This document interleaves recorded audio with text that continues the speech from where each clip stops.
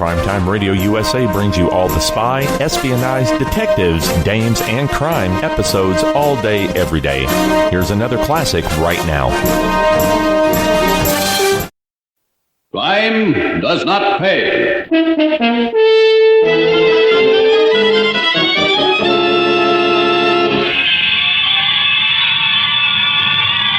Sylvie, I'm going out. This time of night? What for? The fire is near here. You and your fires. What are you, a little boy?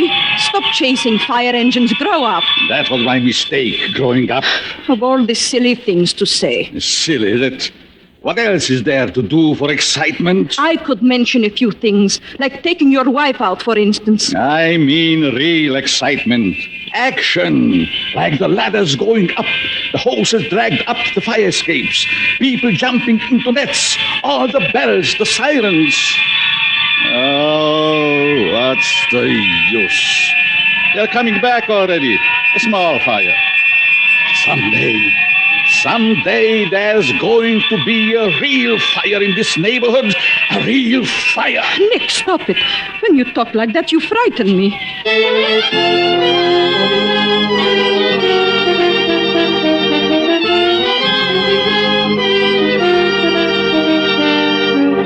In the interest of good citizenship and law enforcement, we present Crime Does Not Pay, based on the famous Metro-Goldwyn-Mayer series of short subjects.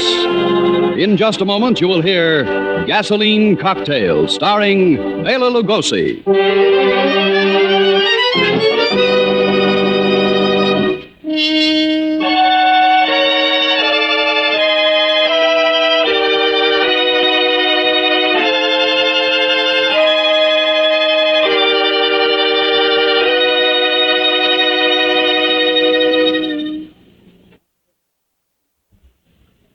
Now, Crime Does Not Pay, starring Bela Lugosi as Nick Segedin in Gasoline Cocktail.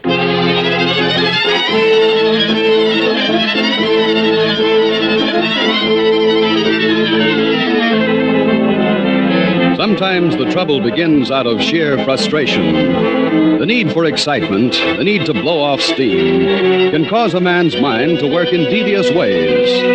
There's the thrill holdup, the beating administered more to the world at large than to the immediate victim, the theft for the sake of the dare it represents. With Nick Segedin, it was the lighted match, the licking flame, and of course the roar and scream of the fire engines racing through the city streets. Two lines in the front door. Line up 74 and 56 engines. Their pipes standing by. Third floor's gone, Chief. All right. Pull out the men from 25 truck. Denny, turn in this second. This one's too hot for us to handle without help. Yes, sir.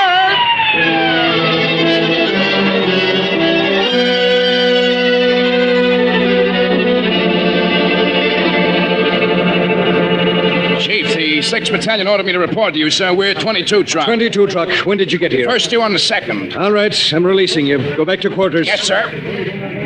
Driver, notify dispatcher. All second alarm equipment released and sent back to quarters. Well, Chief, almost had yourself a nasty one, didn't you? Oh, Warren. Well, how's the fire marshal's business? Still doing things with magnifying glasses? Microscopes these days. I see you had 3 boys hurt. Nothing too bad. Punctured hand, cut cheek. And we were lucky this time.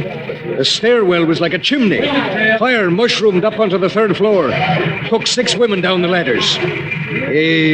You find anything yet? Well, looks like the usual. Baby carriage full of trash under the stairs. Cigarette, match, boom. I'll see you around, Chief. Right, Warren. Chances are you will. I beg your pardon, sir. You are the fire marshal? Yes. How'd you know? I've seen the car in which you came to the fire. Since I was a boy in Hungary, I followed the fires. I guess boys are boys all over the world. Yes, all over. But I wish to know, have you found out how this started? You found out where it started. Why do you want to know? Oh, it's just that I'm interested in these things. And this is a bad one. Bad isn't the word for it. We're just lucky no life was lost. Yes, very lucky indeed. Thank you very much. If people only were more careful where they throw matches.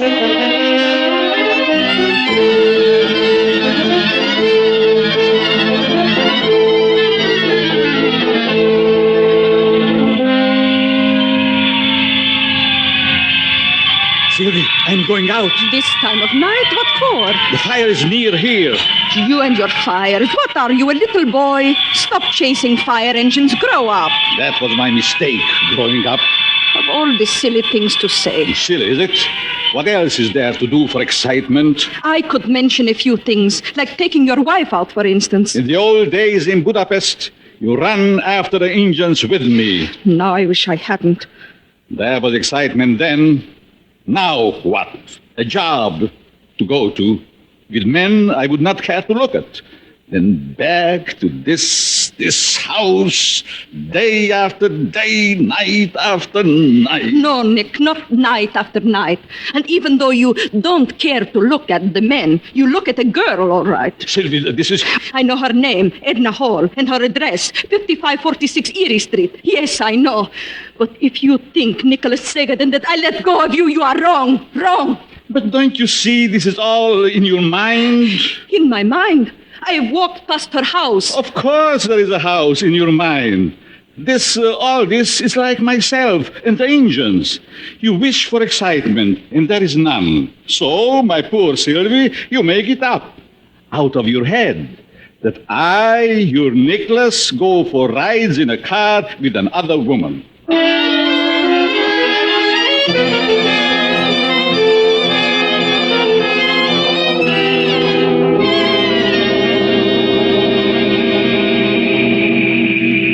My dear Edna, tonight you are more lovely than I ever seen you. Oh, Nick, you're teasing me again. Listen, What's the matter, darling? you hear them, the fire engines. Oh, that, yes. I will go to the fire too. Nick, you're like a little boy. You do not mind this? No, I don't. But a cop would mind the way you're passing red lights. No, for a moment, I think I'm really driving the big truck. But you're not. Oh, Nick, there they are. See all the red lights up there? I see them. Edna, you're excited too. Oh, who wouldn't be? It's nothing. They haven't even taken the hose off the hose truck. There's nothing to watch. Why, Nick, shouldn't you be glad it wasn't much? But perhaps it was discovered too soon. Oh, yes. I'm glad. Now, let's stop here, near the park. It's a good place to stop, huh, Edna? Oh, yes, darling. Oh, Nick, I wish I could bring you home with me. But you know how Dad is. He thinks you're too middle-aged for me. Perhaps I am. No. Oh, Nick. Nick, you're wonderful. And you are more than wonderful. I cannot be without you. Is this a proposal, Nick? Are you asking me to marry you? I cannot ask that, my beloved. She's not well. There cannot be a divorce. I'm sorry, Nick. I guess you'd better take me home. So, you too are like all the others. Nick! The rides, the kisses, but always we must be married. Is love nothing in this country? Without marriage, nothing? Nick, people will hear you. Oh, so let it be. I'll take you home. Again, I'm rejected. But there will be a day. The day for Nicholas Segadin will come.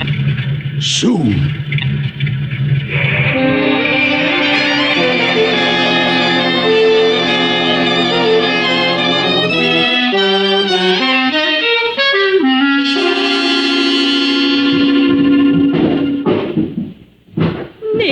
What in heaven's name are you doing in that closet? Looking for something. Why didn't you ask me first? All right, I ask you second. The glass jug in which came the wine from your father. Where is it? Right up there on the shelf. I straightened the closet yesterday. Thank you. You need this rag, Sylvia? No. What do you want with it? Oh, always questions. Oh, Nick, you've been like your old self these past few days. You've been home at night. I told you once I'm not changed. What do you want with the jug? I am cleaning the seats in the car. So I will draw gasoline from the tank into the jug, and with that rag, I will wipe. Very simple, isn't it? Oh, be careful, won't you, dear? Careful. Yes. Gasoline burns and explodes. Be careful. Yes. I will be careful. Very careful. But like everything in this world, if the gasoline explodes in the proper place, it is all right. Explodes? Where, Nick? Where? Where else but in the motor of the car? Where else?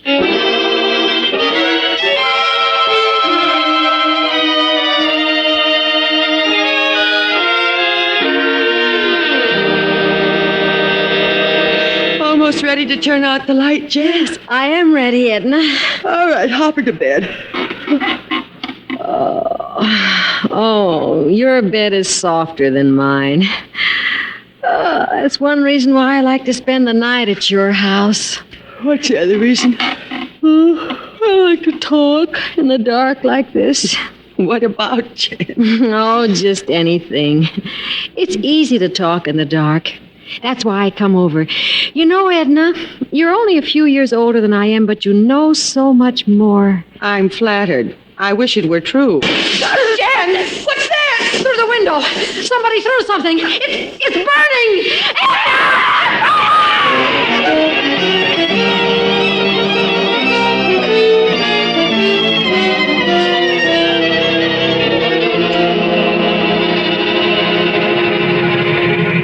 Fireman Denny, Truck 25 reporting, Chief. We found a couple of roasts on the first floor. Whereabouts, Denny? Room where the fire started, sir. Seems to have been a bedroom, sir. The metal frame of the bed is still recognizable. Anything on the man in the other bedroom? Yeah, doctor says it's smoke poisoning and shock. He'll be all right. Okay, and there's a public ambulance coming down from City Hospital. Now have it take the bodies to the morgue, but don't bring them out on the street until the ambulance is here. Yes, sir. And notify the dispatcher I'm releasing 22 truck and 74 engine.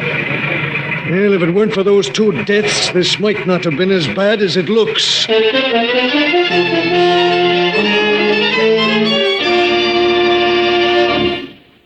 In just a moment, Crime Does Not Pay will continue with Gasoline Cocktail.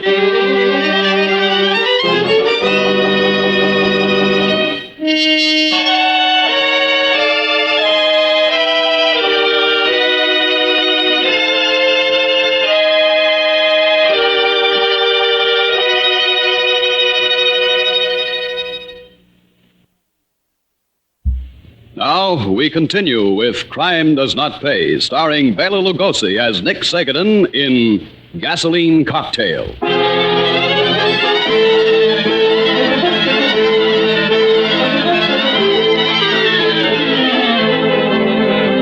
Whenever death has been caused by fire, even under the least suspicious circumstances, the fire marshal is joined in his investigation by the district attorney's office and the police.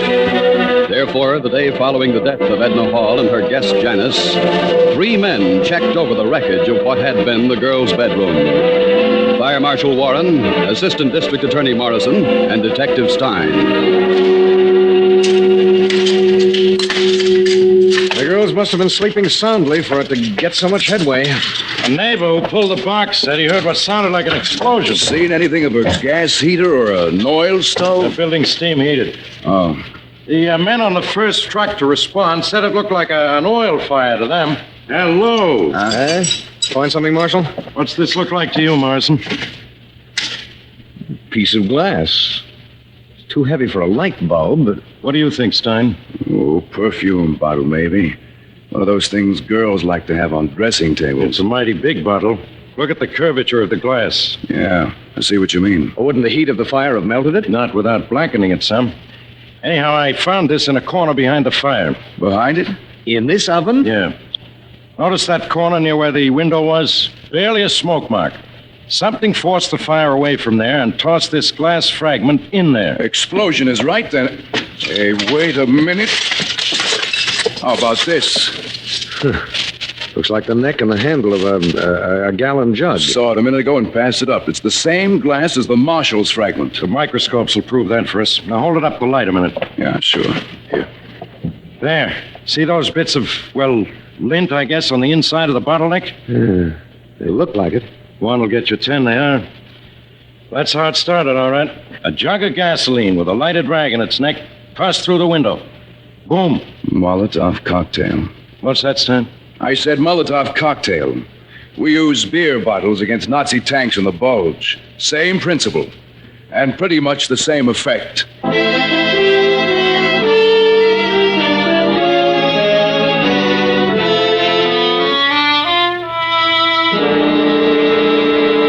We'll try not to be too long, Mr. Hall.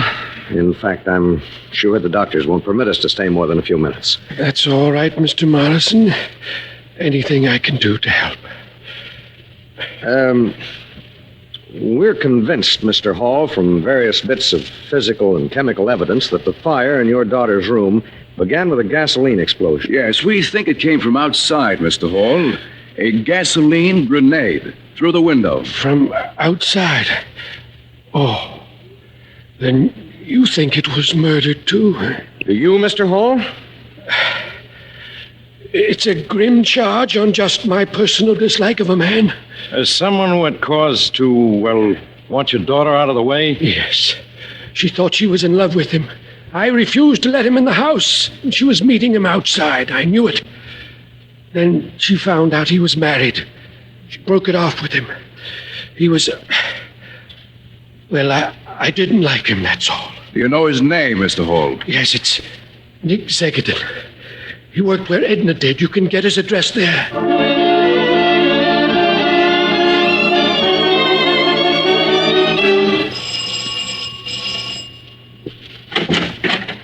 Yes, Mrs. Segedin?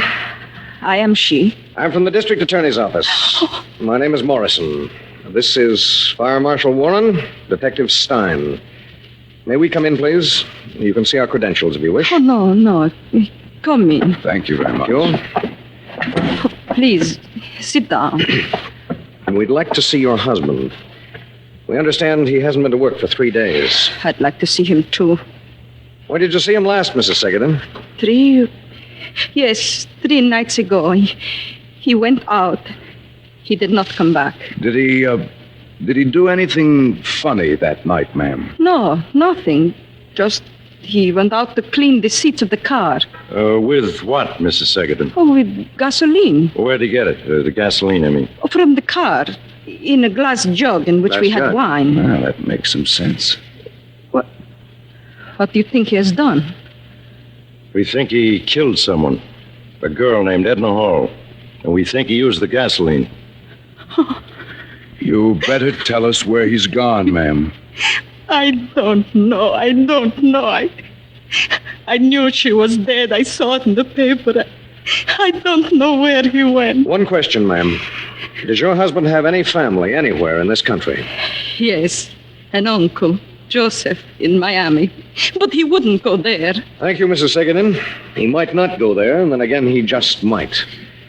All right, Stein. It looks as if you're going south this year, if only for a day or two.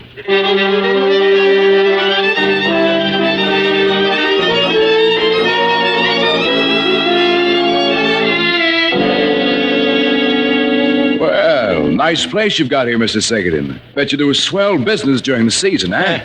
Good, not so good. We get along. You see what you like? You betcha. 5 pounds assorted. 5 pounds we must make up. He's not ready. Not many 5-pound customers this time of year in Miami. Not many. You do not mind waiting? Oh, no. Go to it. From what I hear at the hotel, sweet spy Segedin are worth waiting for. You try a truffle while you wait, yes? Hey, thanks. Yeah, that's good. Very good. A service like this we don't get in New York. You live in New York? Yeah. My hometown. I have nephew in New York. That's so? What's his name? Maybe I know him. If you do, you know my name. He is Nicholas Segedin, and that is a name nobody forgets. Besides, he moved just last week. That's so? Where to? Not far. He write me postal card say he is tired of New York City. He moved to East Orange, New Jersey. Street with very funny name. Porter Street. 118 Porter Street. Like maybe the streetcar his suitcase for him. It's a very funny name. Funny joke. You got a phone booth here? Yes, sir. Right behind. Thanks. While you're finishing up that box, I think I'll make a call. I just remembered. I've got to warn someone about a fellow I know. A fellow who likes to play with matches.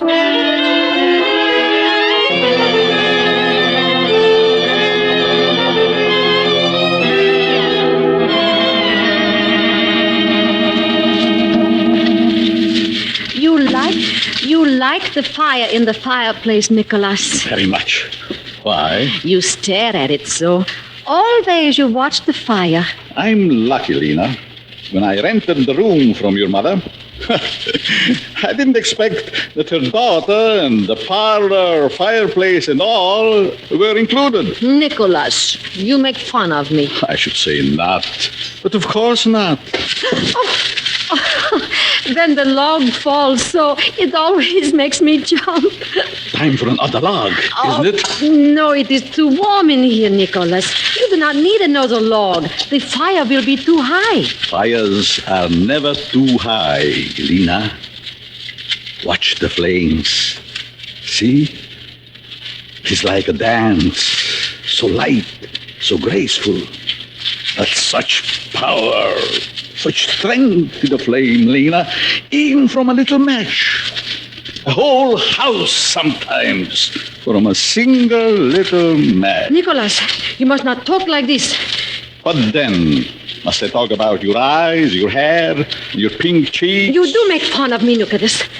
I don't know about flames, but I know when someone makes fun of me. You are a silly one. Come back here. No, I will go upstairs. I don't like you, Nicholas. I thought I did, but I don't.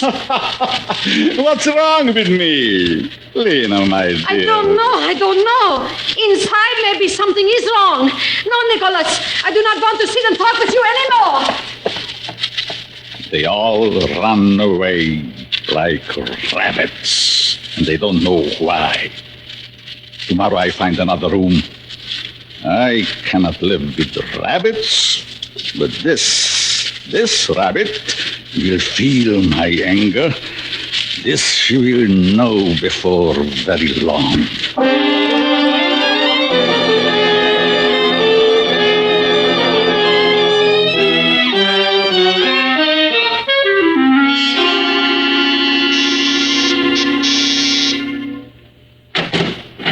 Miss Korsky? Yes? Your mother in, Miss Korsky? No, officer. She's downtown. May we come in? This is Mr. Morrison, New York District Attorney, and Fire Marshal Warren.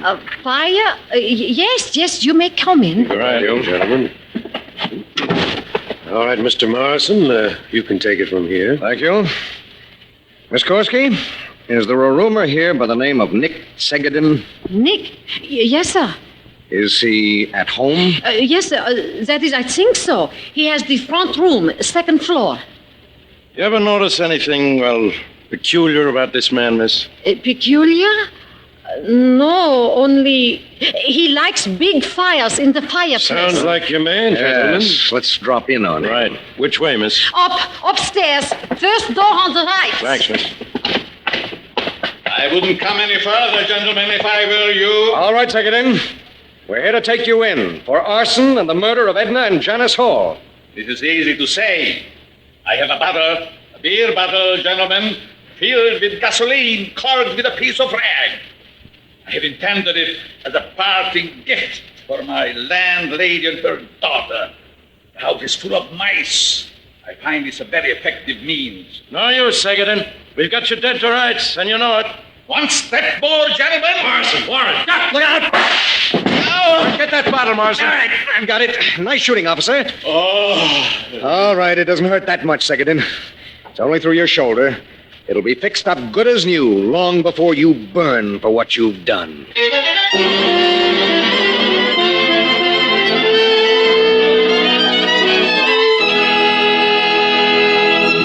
Crime does not pay.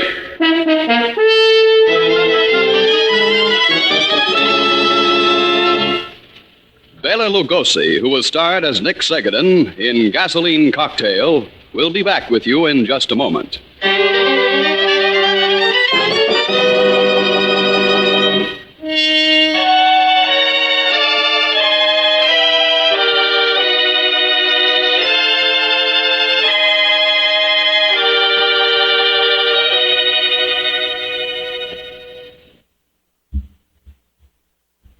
Now, here in person is Bela Lugosi. It is perfectly possible that Nick Segadin is more to be pitied than censored. Legally, Nick was sane, and he paid the penalty exacted by society. But society itself bears a large part of Nick's guilt. Nick never found proper training and education. Nick never found the opportunity to release his energies in the right direction. So you see, as always, it comes back to us, the responsible citizens of our community. If we see to it that the roots of crime, the social conditions which breed gangsters and warped people like Nick are removed, we will have taken a long step on the way to a better world. For ourselves, as well as the criminals, crime does not pay. Thank you, Bela Lugosi. Crime Does Not Pay is written by Ira Marion and directed by Marks B. Loeb, with music composed and conducted by John Gart. Technical advisor is Burton B. Turkis. The events, characters, and names used in the story you've just heard are fictitious. Any similarity is purely coincidental.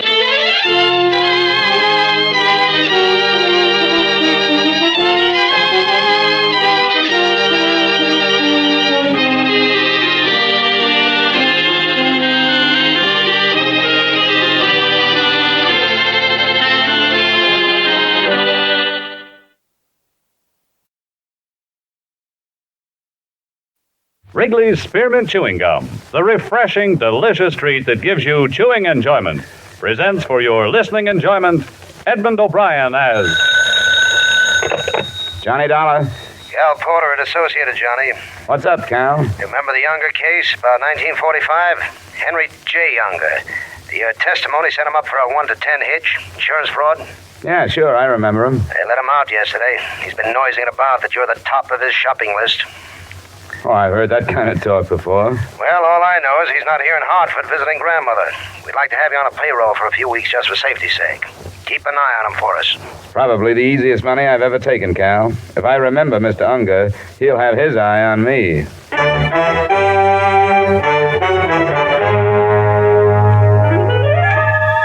The makers of Wrigley's Spearmint Chewing Gum bring you Edmund O'Brien in another transcribed adventure of the man with the action-packed expense account.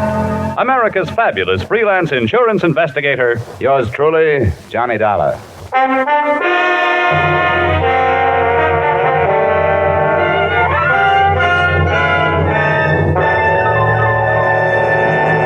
To make every day more enjoyable, treat yourself often to refreshing, delicious Wrigley's Spearmint Chewing Gum.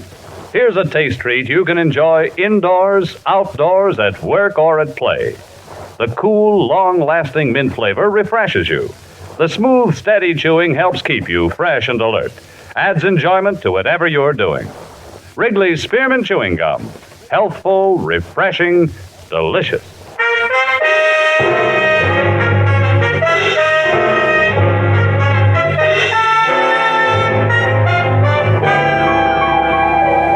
Expense account submitted by Special Investigator Johnny Dollar to the Associated Insurance Companies of New England. Attention, Calvin Porter. The following is an accounting of my expenditures during investigation of the Henry J. Unger matter. Expense account item 1, $2.20, night letter to Warden of State Penitentiary for dossier on Henry J. Unger. I just hung up and the doorbell rang. Just a second. Hello, Johnny. Eileen. Well, can I come in? Yeah, sure. Oh, nice place. Been so long I'd almost forgotten. I see you got rid of that imitation Rodin, the miniature. Wasn't your type, anyway. Oh, I must say, you're not being very hospitable. Don't I deserve a drink? Sure. Well, what's the latest? Well, working as hard as ever. Oh, thanks. I'm sorry if I'm a lousy conversationalist, Eileen, but like you say, it's been a long time. I thought you said you never wanted to see me again. I did, once. But when I got your wire yesterday, I decided that My maybe... wire? I didn't send you any wire. Don't make me seem like a fool, Johnny. I got a wire from you asking me up here this evening. You said you wanted to talk things over. Look, I don't know who's playing a gag on you, Eileen, but I didn't send you a wire. I know how you felt 2 years ago when we said so long. Well, maybe I was wrong 2 years ago. I know I made some mistakes, and you made some mistakes. Let's see that wire. Well, sure. It's right here in my purse. Tonight at 7:30, let's talk things over at my place, Love Johnny. I didn't send that.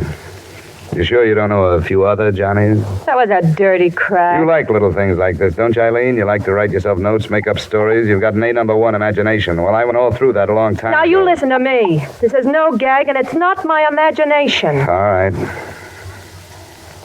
All right. Let's make things as pleasant as possible as long as you've come. Fair enough. I thought a lot about you, Johnny. Oh, I'm not apologizing. Really, I'm not. Just thinking back.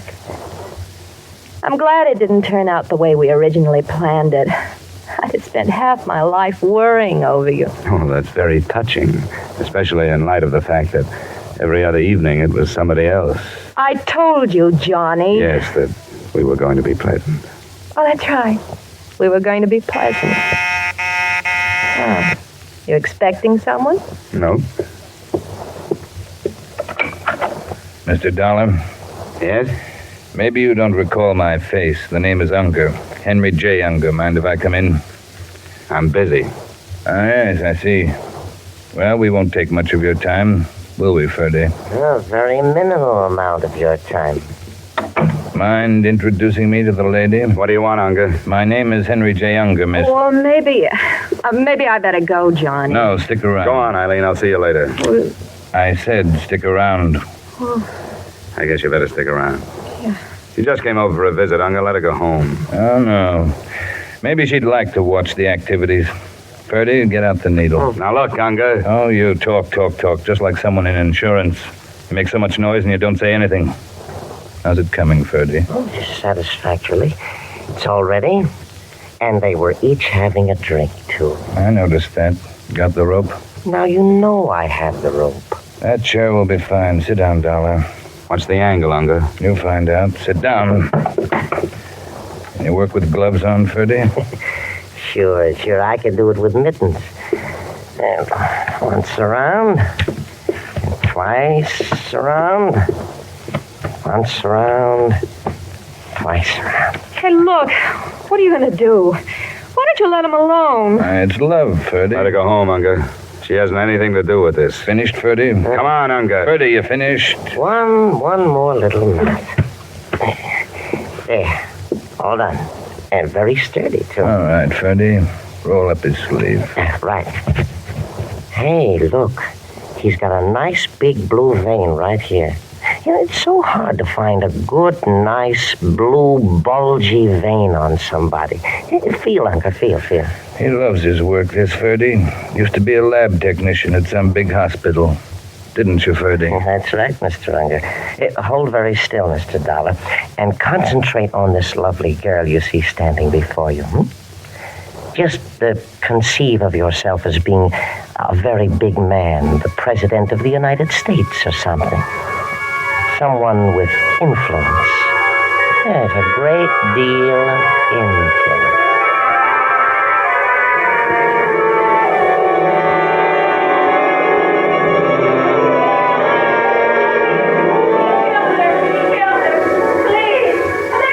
My head was loaded with nails. The warm air clouded my nostrils, and I couldn't breathe. I tried to open my eyes, but no luck. I longed for something bitter and bubbly and cold. It was the worst hangover I'd ever had in my life. I finally forced my eyes open. One of my hands felt heavy and the other felt light. I turned my head painfully. There was a gun in my right fist. On the floor, dried blood. A lot of blood. And a girl named Eileen. Police!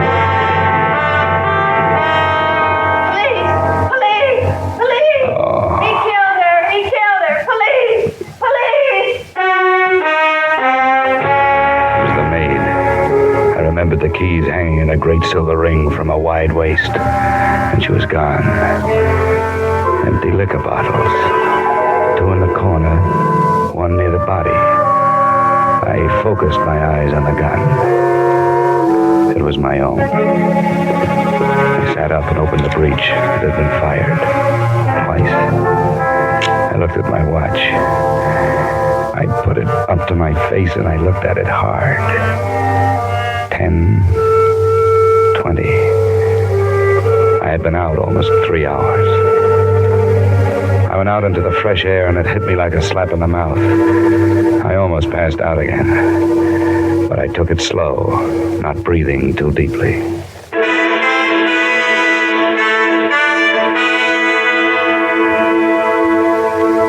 Expense account item 2, $1, and I forget how many cents cab fare to the combination home and office of my good friend, old Dr. Norwich. I was still so groggy I almost fell into the house when he opened the door. Why, Johnny, here, let me take your arm. Oh, I'm a little woozy. That I can see. Here, sit down before you fall down. Thanks. There we are. Look, Doc, I gotta trust you. I just been framed. Look at my right arm. The vein. It's been punctured. What did they give me? I don't know. I can take a blood sample and lab it up for you. Thanks, Doc. I can't be certain, but my opinion is you've been given a very adult dose of alcohol. Possibly a mixture of 50% alcohol and intravenous fluid. Can I prove it? Did you have a drink? Yeah, 1. Well, I'm afraid gastric analysis would show a trace of alcohol. Yeah, but not enough to make me pass out. By now, most of the alcohol would be in the blood whether you drank it or had it pumped into you. So it's a dead end, huh? If it's a frame, Johnny, I'm afraid the evidence I could supply wouldn't be much help to you. You've been radically anesthetized, my friend, but that little round dot on your arm could have been self-inflicted. A good prosecuting attorney could make mincemeat out of your case. Can you at least make me solid again? It'll take a few hours, but I can get you on your feet. If you don't mind being treated a little rough. I don't mind anything, Doc, as long as you can get me awake enough to keep myself alive.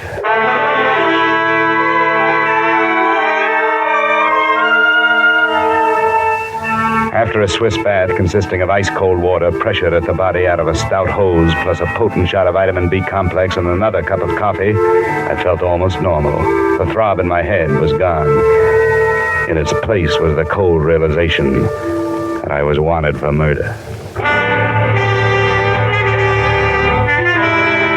Expense account item 3, 50 cents taxi fare to Asylum Street. It was funny going through all the motions of a murderer. I began to feel an edge of guilt creep into me. By the time I hauled myself into the Lost Soul Cafe, I felt as much a part of the place as the tramp at the elbow of the bar. I found an old informant at a front table. Expense account item 4, $25 strictly for information. Sure. Sit down. For that kind of money, sit down. Thanks. Now, what was that question again? Henry J. Unger, Victor. Henry J. Unger. Just unfrozen. That's right. Well, 25 isn't very much. 25 is my present limit. This isn't too big a case. I could do better on quiz show. Henry J. Unger and his character man, Ferdy. $25 and a shot. Right. Won't you join me? Oh, I can't look at this time. I took the cure once. Fistula, what do they say? Henry J. Who? Unger. Well, he hasn't been around long enough for me to know his habits. Just a few weeks. He just got unfrozen, you know. Yeah, that's what you said. Did I? Oh, yes, so I did. Well, He's been dropping in here every afternoon about... What time is it? 3 o'clock. In the afternoon? Yeah, in the afternoon. I've been here a long time. Well, he should be here at any minute. You know, I should stop imbibing. You know why? It isn't really good for you. If you had the treatment I had last night, you'd quit. Oh, wonderful. Give me a temperance lecture. I haven't heard one in 14 years. The last lady that lectured me, I married. Turned her into a derelict and got rid of her. Give me a temperance lecture. Yeah, some other time. I just saw her. Where? See you later, Victor. Thanks.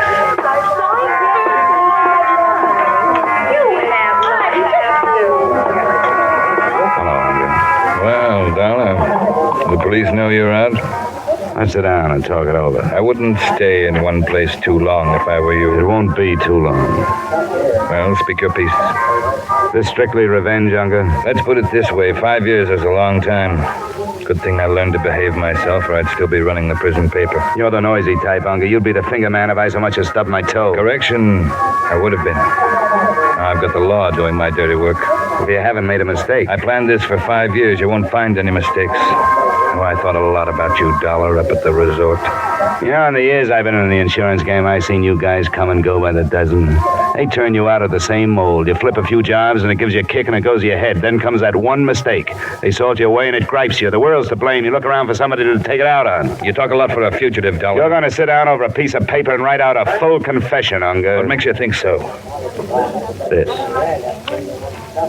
A confession and a duress isn't worth very much. It'll be worth a lot to me. For one thing, it'll be the truth. You'll have to prove I held a gun on you. Drop it, Dollar. What? I said drop it. You got the wrong man, Lieutenant. I doubt it, Dollar. You're under arrest for the murder of Eileen Kennedy.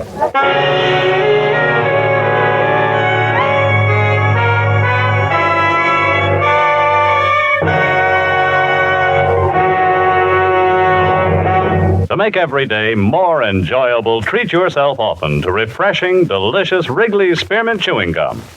The lively, full-bodied, real mint flavor cools your mouth, moistens your throat, freshens your taste. And the chewing itself gives you a little lift, helps you keep going at your best. So for real chewing enjoyment that's refreshing and long-lasting, always keep Wrigley's Spearmint Chewing Gum handy. Healthful, delicious Wrigley's Spearmint Gum will make every day more enjoyable. And now with our star, Edmund O'Brien, we return you to the second act of yours truly, Johnny Dollar.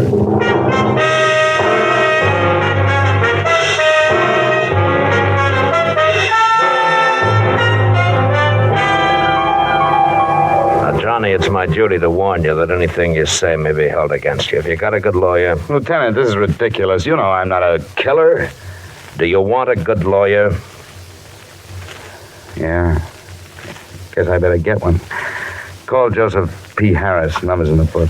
Take care of that, Sergeant. Yeah, it looks bad for you, Johnny. When the DA gets hold of this evidence, he's going to be pretty nasty. You have any contradictory facts? Yeah, sure. I'm innocent. Can you prove it? Oh, come on, Dollar. You're in trouble. It was a beautiful job of framing, Lieutenant. All right, tell me what happened. Eileen Kennedy received a telegram yesterday. It asked her to meet me up at my apartment at 7:30 the next night that I wanted to talk. You two had quite a romance at one time, as I remember. remember. We had quite a romance, but I didn't send that telegram. Can you prove it? I didn't send the... No, I can't prove it. Go on. Well, she got there at 7:30. We had a few words. Fight? Not a fight, differences of opinion. We weren't up there 5 minutes when the doorbell rang. It was Unger. He was with a guy he called Ferdy. Well, what happened? Unger pulled a gun on me. He sat me down in a chair, and Ferdy tied me up. Then Ferdy injected alcohol into my vein, enough to make me pass out. He dumped a few bottles around the apartment, probably pouring the liquor down the drain. And when I woke up, Eileen was lying dead on the floor next to me. Well, that makes a good story, Dollar. Well, here's the mark on my arm. You can still see it. Yeah. All right, Johnny, now it's my turn. We found Eileen Kennedy in your apartment. There were 2 bullets in her, one in the abdomen, one in the chest, penetrating the heart at the right ventricle. From my gun? Yeah, the one we took from you when we captured you. .38 automatic. Lieutenant, We found empty liquor bottles around the place. Gastric analysis at autopsy of the girl showed alcohol. Sure, we each had a drink. A drink or many, there was a trace of alcohol. Now, you say you didn't take more than one drink. Can you prove it? Can you prove it? Can you prove it? Can you prove you washed your face this morning? I don't have to, Johnny. Okay, Sergeant, take him to his cell. When his lawyer comes, send him right in.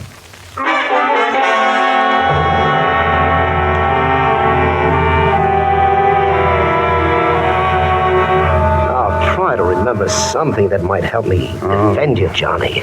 Joe,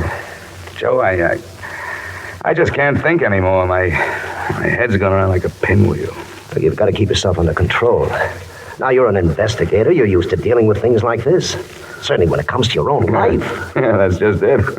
When it comes to my own life, I'm tied up in knots. I see. Well, I'll be frank. It'll be a rough one.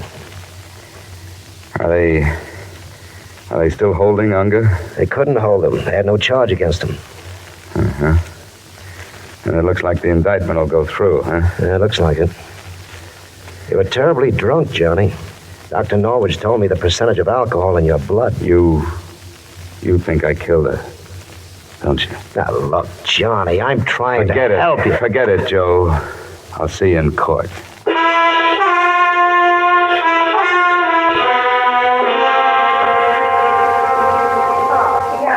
Excuse me, would you mind moving over one, please? Oh, there.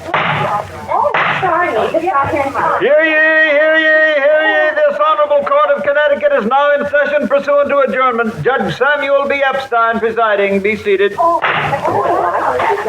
The State of Connecticut versus John Dollar. We'll waive a jury, Johnny. I think you'll have a better chance. We'll take a jury, Joe. Start picking.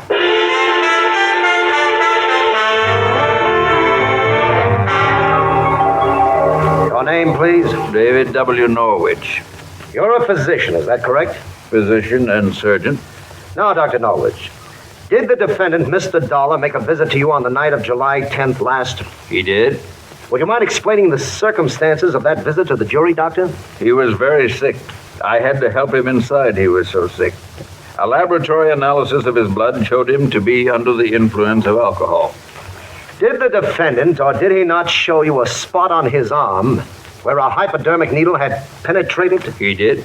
And did you or did you not suggest to him at that time that the alcohol might have been administered by means of a hypodermic needle? I did, but also... That'll be all, Doctor. Not quite all, Doctor.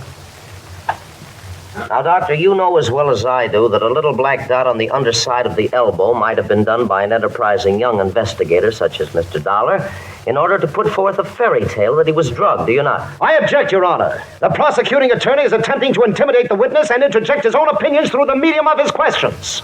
Sustained. Very well. Doctor, is there any possible way of showing through laboratory tests of one sort or another whether alcohol had been administered by hypodermic or by mouth? Yes, there is. Gastric analysis. And did you perform such a test upon the defendant, Mr. Dollar, at the time of his visit to you, July 10 last? I did. Will you tell the jury what you found, please? I found a trace of alcohol. That will be all, Doctor. Thank you.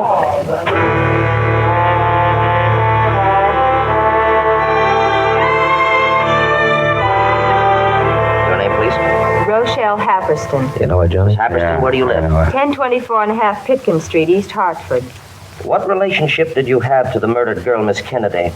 I was her roommate. How long had you roomed with Miss Kennedy? Oh, about 3 years. Now, Miss Happerston, did the defendant, Mr. Dollar, ever call on Miss Kennedy? Well, not for the last 2 years. But prior to 2 years ago, he did call at her place of residence. Is that not correct? 2 years ago, yes. Yeah, now, is it not true that Miss Kennedy and Mr. Dollar were about to be married? Yes, that's true, but that was 2 years ago, too, so far as I know. Just answer the questions, Miss Happerston. Well, you want the truth, don't you? We'll get the truth, Miss Happerston. Now, were you present when Miss Kennedy received the wire from Mr. Dollar requesting her to meet him at his apartment at 7:30 the night of July 10 last? Yes, I was. And what do you remember to be her reaction? Hand me that pad. Well, she was very confused. She said she didn't love him, and she was hoping he wouldn't ask her to start again. And she went to Mr. Dollar's apartment under the impression that there was a chance that he might ask her to get together again? Objection, Your Honor. The witness cannot know what went on in the mind of the deceased. Sustained. Strike the previous question from the record. Proceed. In your opinion, No, let me put it this way. Did Miss Kennedy not say to you only a day before the time that she left for Mr. Dollar's apartment that she was not in love with Dollar and that she hoped he would not ask her to marry him? Yes, she did. That will be all, Miss Happerston.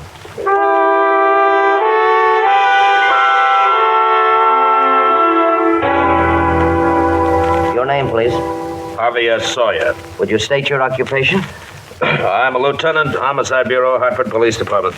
Lieutenant Sawyer, you were in charge of the Kennedy case, were you not? Yes, I was. You examined Mr. Dollar's apartment following the crime? I did. Did you find empty bottles of whiskey in the apartment? I did. How many? 4. And where were the bottles placed? I only saw 3. Well, one was adjacent to the body, 2 were in one corner of the living room, and 1 was in the kitchen. Now, is it possible that one or more of those bottles might have been consumed previous to the night of July 10th, the night that Eileen Kennedy was killed? No, sir. Why do you say that, Lieutenant? Well, there were a few drops of liquor in every one of the 4 bottles. Had the liquor been consumed previous to that night, these drops would have evaporated by the time we got there. Thank you, Lieutenant. Your witness, Mr. Harris. No questions. Looks bad, Johnny. 4 bottles. I only saw 3. Maybe a plea of guilty. A hypodermic? What'd you say? Joe, I've been in a fog. Put me on the stand. I'd advise against it. Put me on the stand, Joe.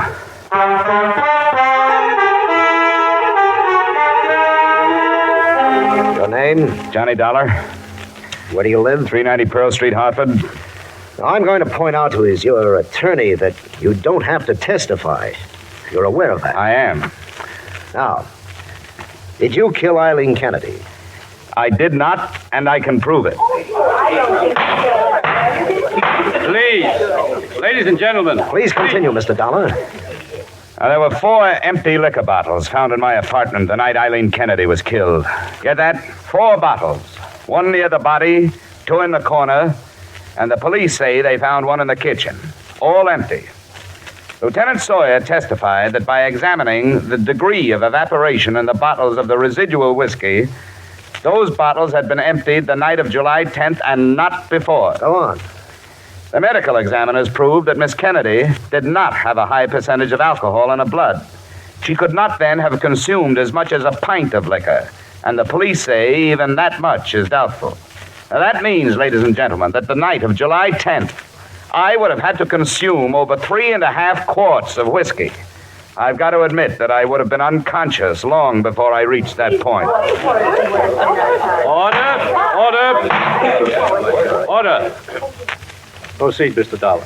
Now, as for the hypodermic needle, assuming I were about to go under from an overdose of alcohol, is it likely that I, who have had no practice at the administration of hypodermics, would have used my left hand to administer a hypodermic to myself and be accurate enough to hit the vein so exactly? Ladies and gentlemen, there's only one man who had a motive to kill Eileen Kennedy. That motive was to get me, something he'd been threatening to do for 5 years. And that's the man, the next witness, the elevator boy in my building, saw come up to my apartment the night of Eileen Kennedy's murder. That man is here in this courtroom. His name is Henry J. Unger. Look out, he's making a break for it. Out, Pete! We got him! You did it, Johnny, you did it!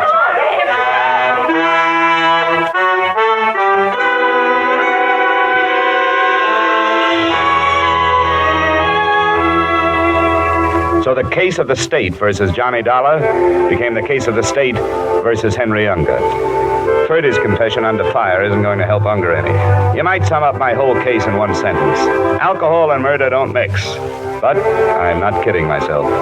If Unger hadn't got panicky at the mention of the next witness, I might have gotten what he deserved. Just shows what a little nerve, some fast bluff, and somebody else's sense of guilt will do for you.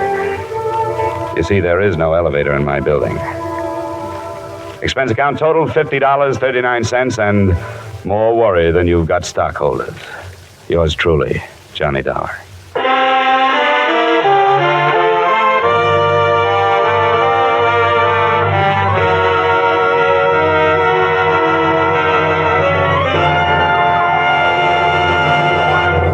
Remember, friends, to make every day more enjoyable, treat yourself often to refreshing, delicious Wrigley's Spearmint Chewing Gum. There's lots of cooling, real mint flavor in every stick. And chewing Wrigley Spearmint helps keep you feeling fresh and alert. You feel better, work better, get more fun out of doing things. So indoors, outdoors, wherever you go, keep some healthful, refreshing Wrigley Spearmint chewing gum handy. To make every day more enjoyable, treat yourself often to delicious Wrigley's Spearmint chewing gum.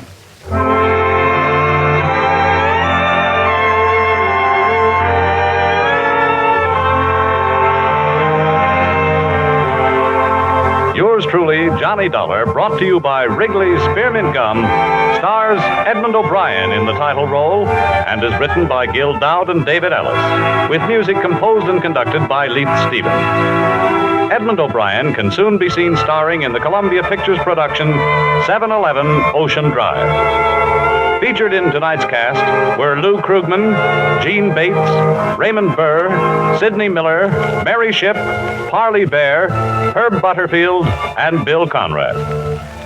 Yours truly, Johnny Dollar, is produced and directed by Jaime Del Valle.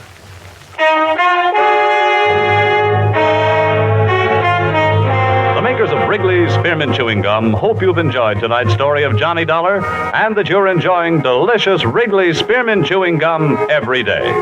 We invite you to join us again next week at this same time when, from Hollywood, Edmund O'Brien returns in another transcribed adventure of Yours truly, Johnny Dollar.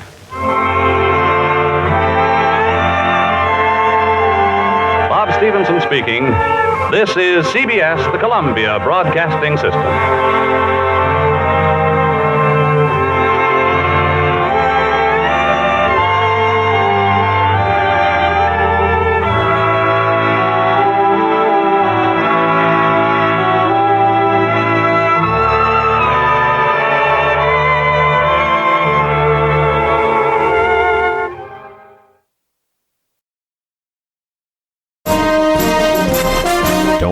There's more classics coming your way from Primetime Radio USA and the WOTR Radio Network.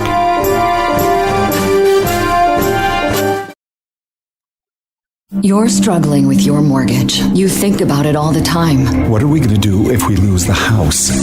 It's time to stop thinking and start dialing. Call 1-888-995-HOPE for a free government program that offers expert one-on-one advice about your mortgage options. We've helped over 1 million homeowners, and we want to help you. Call 1-888-995-HOPE or visit makinghomeaffordable.gov. Brought to you by the U.S. Treasury, HUD, and the Ad Council. Did you know that birthday parties help build confidence in kids? Yeah. Did you know that giving kids less sugar before bedtime helps them sleep better? Oh, totally. Did you know that friendly kids have more friends? Everybody knows that. Hey, guys, did you know that most people think they're using the right car seat for their kid, but they're not? I didn't know that. Parents who really know it all know for sure that their child is in the right car seat at the right age and size. Visit safercar.gov/the-right-seat to make sure your child is protected. Brought to you by the National Highway Traffic Safety Administration and the Ad Council. Can you tell if these vegetables are being contaminated with bacteria that could cause paralysis? Listen. You can't see it either. Use different cutting boards so that the bacteria in raw meats and seafood and their juices doesn't touch prep surfaces for other foods like veggies. Raw food may contain bacteria that can make you very sick or worse. Roughly 3,000 Americans will die from food poisoning this year, but you can keep your family safer. Check your steps at foodsafety.gov. Brought to you by the USDA, HHS, and the Ad Council. Dear Smokey Bear, for teaching us how to prevent wildfires for 70 years, outdoor lovers would like to say something. Happy 70th, big guy. Let's bring it in for a bear hug. Come on. For safety tips, visit SmokeyBear.com. Brought to you by the U.S. Forest Service, your state foresters, and the Ad Council. Join me as I prepare a collection of cherished family recipes passed through generations. Watch Recipes for Disaster at foodsafety.gov. You'll learn the right steps as Maria does everything wrong. Brought to you by the USDA, HHS, and the Ad Council. Up next is another classic crime and detective episode. This is Crime Time Radio USA.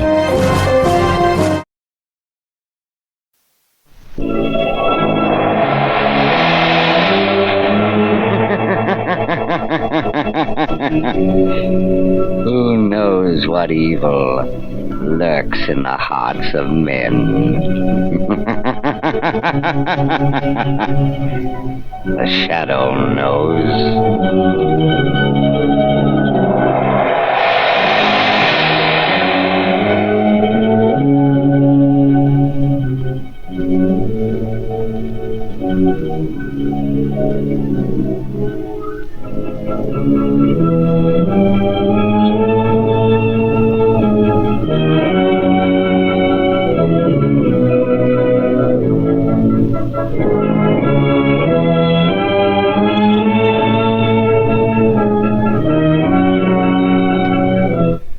Ladies and gentlemen, today's Shadow Adventure starts in just a moment. And as usual, it is packed with hair-raising thrills.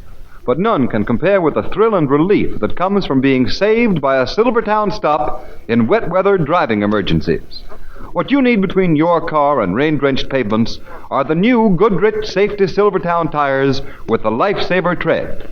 This truly amazing tread actually dries wet roads, protects you against that hazard zone of motoring where a slippery film of water on the road may make complete control of your car almost impossible.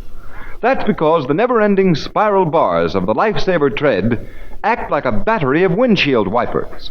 They sweep the water right and left, force it out through deep drainage grooves, make a dry track for the rubber to grip. For safety's sake, make your next tires Goodrich Safety Silvertown.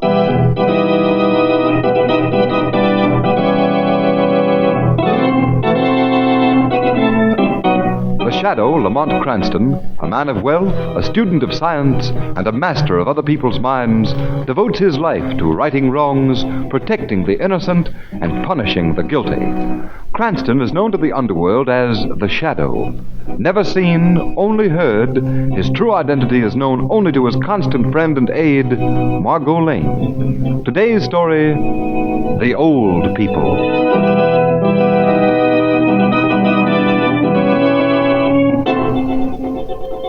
Argentine, Flight D8 calling. Argentine, Flight D8 calling. Go ahead, D8. Position approximately 80 miles southeast headwaters of the Amazon. Flying 9,000 feet, visibility good. Airspeed 210. Next report at 4:30. Next report at 4:30, that is all.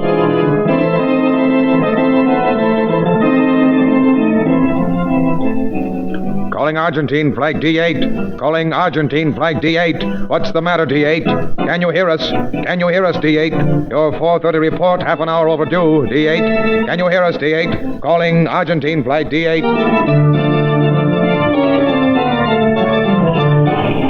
Second airliner disappears in South America. Second airliner disappears in South America.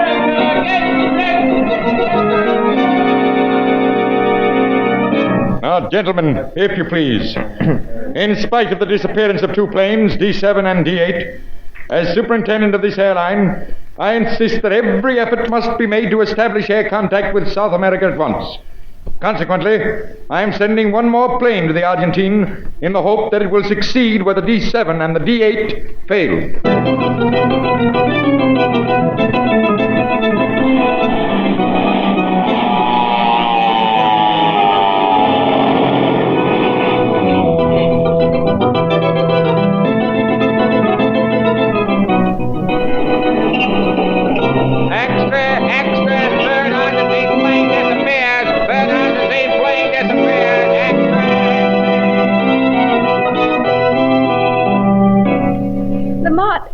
Lamont, are you still craning over those maps?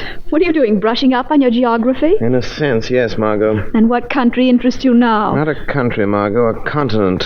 South America. Oh, those Argentine planes that disappeared. You're thinking of them. Exactly. There's something very unusual about their disappearance. What do you think happened to them? It isn't probable that three planes, manned by the finest pilots in the world and flying over a well-marked course, should disappear unless they were made to disappear. Made to disappear? Exactly.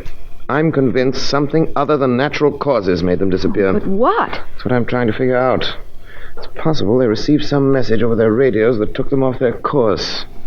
Caused their disappearance. But how will you find out for sure? By following the course of the three planes that disappeared. You mean go to South America? Exactly. I'm going to persuade the airlines to send through one more plane for the particular convenience of the Shadow. So you're planning to go down the Amazon River? Yes, I'm going to pay a call on Superintendent McWade of the airlines and persuade him to send one more plane through to the Argentine.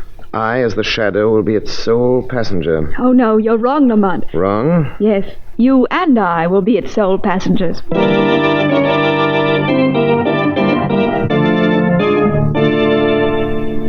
Look here, Superintendent McWade. Let me fly a plane down to the Argentine and try to find those planes that disappeared. I'm sorry, Jack. We canceled all South American flights. Yeah, but Terry Kane, the pilot on the D9, he was my best friend. I've got to have a crack at finding him. No, Jack. We're not going to risk any more planes disappearing. 3 are enough. Why don't you let him have a try at it, Superintendent? Well, who are you? I am the Shadow. The Shadow? But where are you? As my name implies, Mr. McWade, I'm in the shadows. Right here in this room. Well, I don't understand. It's really quite simple. I've merely cast a cloud over your perceptions so that you're unable to see me. Say, I remember. You're that fellow that no one ever sees. I'm flattered that you know of me, pilot. Yes, but what do you want here? I've come to help you find those missing planes. How? Superintendent McWade, I want you to permit the plane that was to have taken off for the Argentine tonight to leave on schedule. Well, that's out of the question. We've officially discontinued our South American service. Then restore the service unofficially for tonight. Why not, Superintendent? Maybe the Shadow knows something. I'll take a chance on flying them down. I appreciate your cooperation, pilot. Mr. McWade, I guarantee I'll clear up the mystery of the missing planes within 48 hours. If you will do as I say, have a plane ready to take off tonight at the scheduled hour. A woman will board it. A woman? Yes. Well, who is she? I cannot tell you that. But you must make no attempt to discover her identity. All right, but how will we know her? She'll be wearing a long coat with a collar turned up around her face. She'll go right to the plane and board it. You're coming along, too. Most certainly, pilot. I shall be hiding in the rear of the plane. The baggage compartment, probably.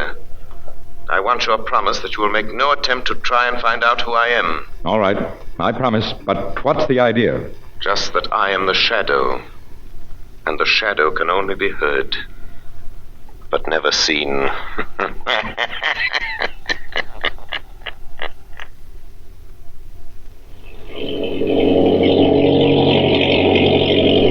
Margot, keep your collar up. The pilot can't see you. It's turned up, Lamont.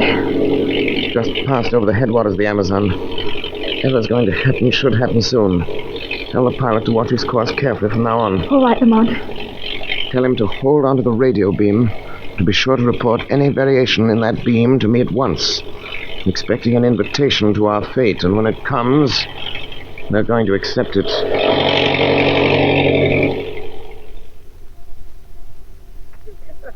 Look, Imperatore. He makes the young American old like us. Imperatore, he is a great man. Where could he cry like a baby? Imperatore hates all young people. No, don't you, Bean. Get away. No good screaming. Nobody can hear you down here by the Amazon now. No American ever come by the South American jungle lest I, Anton Freeman, make him come here.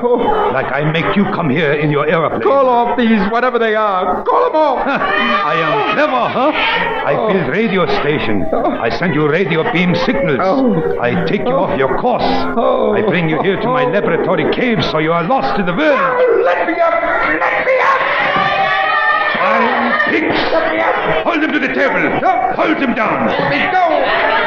Now, I do my experiment. What are you going to do? I make you very old. You what? Yeah, maybe 90 years. Maybe 100-year-old. Then you'll be older than Anton Freeman. Oh, you don't know what you're talking about. Oh, yeah. Always around me are young people. They laugh at me because I am old. So now, I make you old. No. Older than me. Then I look at you. And I say to myself, Anton, you are a very young man. Fierce man older than you. No. Come. It is time for the experiment. Get away from me. Get away. I make you very old, twisted old man. Yeah, I make you very old man. What are you going to do to me? What is that serum you're giving me? It is the serum to make you very old. My body. What's happening to it? It is becoming twisted and bent, like an old tree that lives too long. Oh, my voice. What's happening to my voice? It is old, like rusty shutters that go creak, creak in the wind. I can't breathe. I'm suffocating. No, you are old man. It is hard for old men to breathe. Yeah, you are very old. Now I, Anton Freeman, am young man, and you are old, very old. Hey, what is it, old pig? On the radio, we heard another airplane is coming. More people come fly over me, huh? Yeah. That is good. need more young American for experiment. Come. I go send out the radio beam to bring the American here. I trick them come here. They think they listen to radio beam from the Argentine. But they listen to the radio beam I, Anton Freeman, send out to bring them here. Come. We get more American down from sky for my experiment.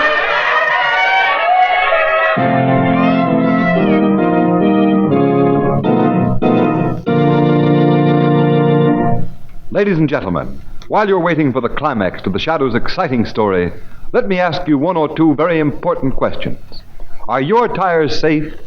Have you ever experienced that sickening feeling that comes when a car skids out of control?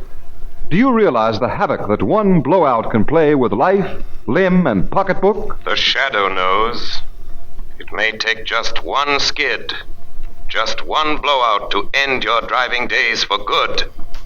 Yes, riding on flimsy, unsafe tires is a mighty big gamble. You may win, but suppose you lose. Don't gamble. Have your car equipped with those amazing new Goodrich Silvertowns? Because this new kind of tire has what it takes to keep you and your family off the accident list. Inside, it has the famous golden ply blowout protection that has already saved thousands of motorists' lives.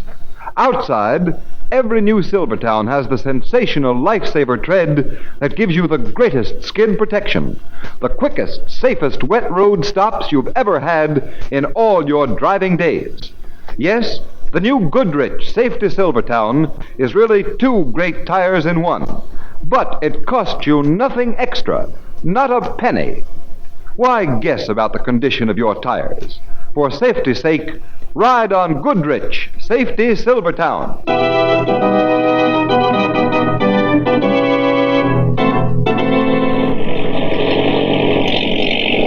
We're 110 miles southeast of the Amazon headwaters now, Shadow. Then our mysterious friend should be sending us a radio message soon. Say, something's happening to the radio beam. The radio beam? Yeah, it's become stronger all of a sudden. So, that's how our unknown friend sends us our invitation. By radio beam.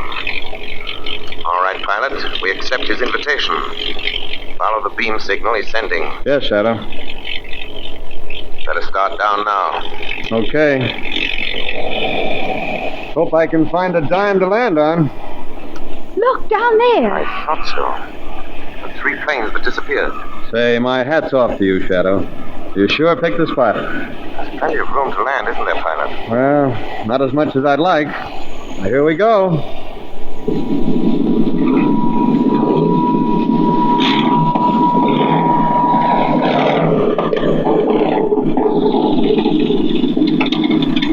Nice landing, pilot. Oh, thank you, lady.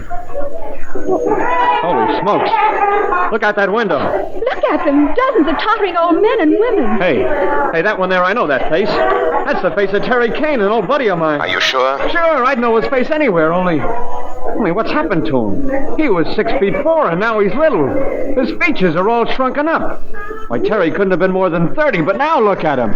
Why, he's old as Methuselah. All these men and women, all of them must have been transformed into bent, broken old wretches by some monster. Hey, I'm going to try to take off. No. Got to find out what's behind all this. Open the door. Let's go out and face them. Hey, it's all right for you to talk, Shadow. You hanging back in the shadows where no one can find you. My power to throw a cloud over the senses and remain unseen will save you from the same fate that befell these other people. Go ahead. Open the door.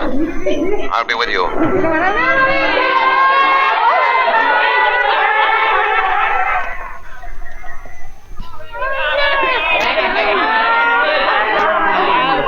Hey, quit pulling us, you mangy old geezers. Hey, pretty lady. Nice lady. Me take her. Hey, that's Terry. Hey, Terry, don't you remember me? Terry! Young American. Imperator make you old. Older than me. Than me. Terry have pretty lady. Terry, you remember me. Terry! Young American, you pig. Come, we show American how much we hate young men. Hey, Terry! Terry! Terry, call these guys off. Get off of me, you warts. Shadow, call them off, will you? They're swarming all over me. Get them off, I tell you. Get away, all of you. Get away. Get away. Your voice has frightened them. They don't understand where it's coming from. Get away, all of you. Get away. Say, it's a good thing you scared them off, Shadow. They were biting and pecking at me like a bunch of toothless mosquitoes.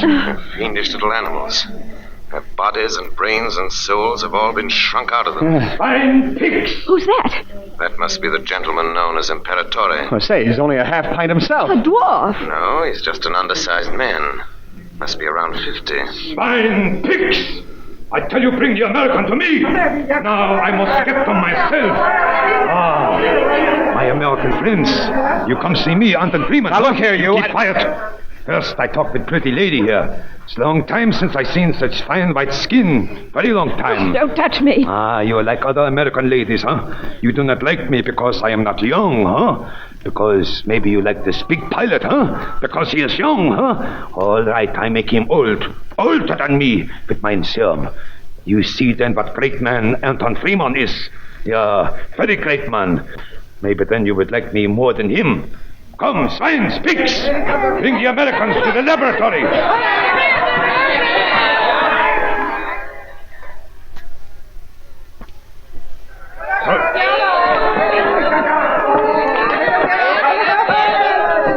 Throw the American on the table. No, you devils can't do this to me.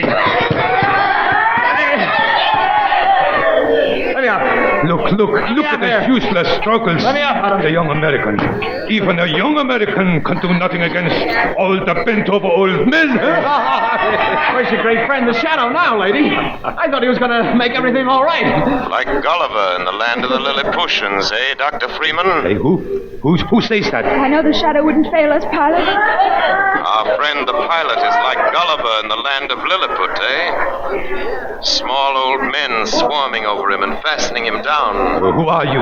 Why, I cannot see you. Because I am hiding in the shadows, Dr. Freeman. You see, I hate youth and its taunts. I am afraid of growing old, too, Dr. Freeman. Ah, you are old and bent, too, huh? Yes, so I learned to live in the shadows, away from human eyes, to conceal my age. Ah, but what I would give for a serum like yours, to avenge myself for the scorn of robust young people by making them older than I am. Ah, you know about my serum, Yes, and I know how you can shrink the bodies of these people you make old, as primitive people used to shrink the heads and bodies of corpses. You're a brilliant scientist, Dr. Freeman. Yeah, all by myself I found the serum. Here in the jungle, away from where there are young people. Ah, but they find me here too, those young ones. With the aeroplanes? Yeah, they come flying over me here. So you installed a radio transmitter and sent out radio signals, tricking the planes into flying here and getting lost. So they'd have to make forced landings. Yeah, that is right. And when they landed, I captured the people inside of them and made them into old, bent creatures like you see here. Can they ever be restored to what they were? Never, never. Aren't you afraid they might turn on you, these hideous wretches? Oh, no. You see that switch on the wall? I only have to unlock it with this key and I wear on my belt. I turn the switch on, I escape, and in a minute I have ton of dynamite destroys the old people. Brilliant, Doctor, brilliant. Yeah. I show you now with the pilot how brilliant I am. Hey, get away from me. Dr. Freeman, so brilliant a scientist as yourself must have other medical wonders he's discovered. Ah, yeah. Still another serum I have. Another serum? To do what, Doctor? A serum to make little men big. To make little men big? Yeah. What effect would your serum have on these old people, Dr. Freeman? It would make them stupid monsters, because they have no brains, now even. Dr. Freeman, have you ever thought of using that serum on yourself? On myself? You could make yourself tall and big, taller than any young man. Taller than a young man? Dr. Freeman, think. Supposing you were to take the serum yourself, making yourself tall and strong. Yeah. And then, supposing you transformed all your old creatures into monsters. Why, with your brains and their strength, you could conquer the world. Yeah, you are right. Think. The tall and handsome Dr. Freeman. Yeah. Able to conquer the world. Yeah. Think of it. Come. Try it. Yeah, but can I give the serum to myself? A great surgeon like yourself can accomplish any miracle, Dr. Freeman, even to giving yourself an injection of the serum. Ah, you are right. It is right in this bottle Good. here. There's a mirror on the wall.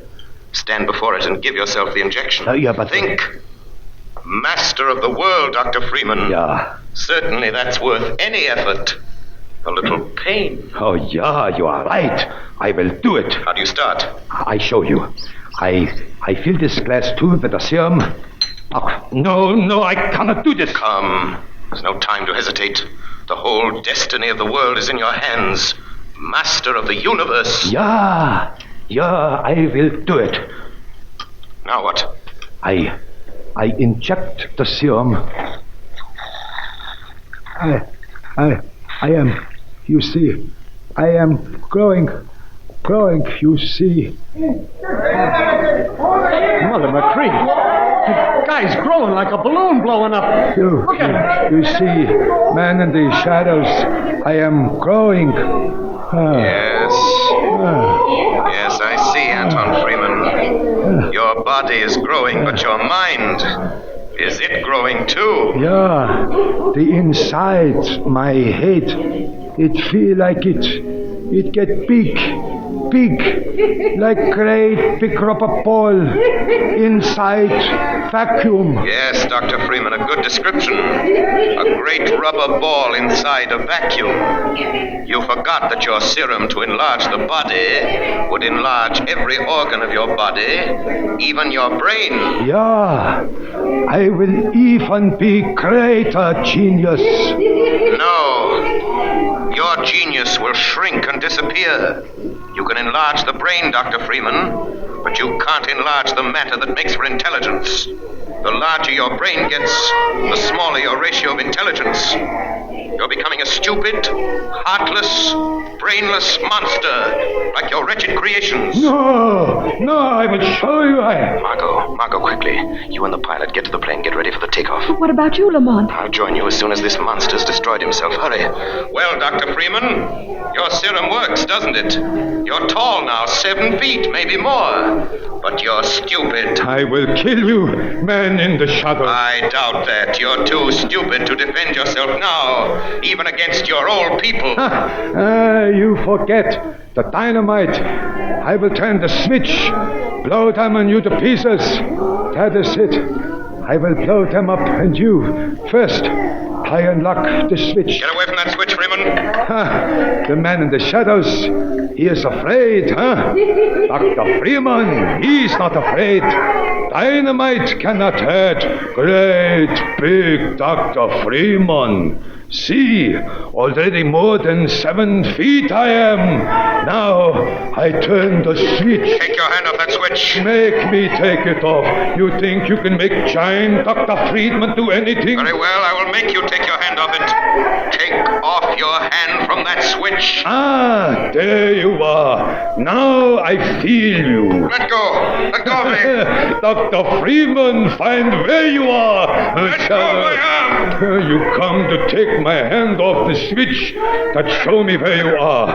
Now the great Dr. Freeman, he even can kill someone he cannot see. Let go of me.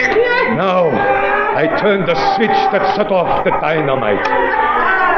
There, Shadow. In exactly 2 minutes, all people, they all explode. You'll die too if that dynamite goes off. No, the great Dr. Freeman, he lived even against dynamite. Shadow, lie to Dr. Freeman. You are big man, young too, huh? I feel how big you are, but not so big as me. I can crush you like paper box. Lamont, what's he doing to you? He's located me by touching me. Now he's crushing me in his arms. I can't hold up to him much longer. Pretty lady. Terry like pretty lady. Terry. Margot, get to the plane and leave at once. That dynamite will be going off soon. Terry, you like me? Terry like pretty lady very much. I like you too if you'll do something for me. Yeah, I do anything for pretty lady. Then you and your friends let the American alone and attack the Imperator. Oh, Imperator, too great. No, he's just a big stupid man now. Look at him. He's making himself large so he can destroy you. No. Try to save me, Margaret. Don't. Save yourself before they dynamite. Then get rid of the Imperatore, Terry. Get rid of Anton Freeman. And then you like Terry? Yes, very much. All right, we do it. We will attack Dr. Freeman. Look, no more is Imperator, old man. He's a big man now, so he can hurt us. Come, we show him worry, he can't hurt us. Come!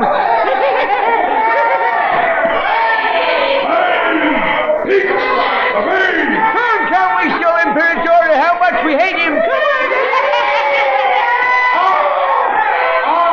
Hey, Chris! Bite me! Stop biting me!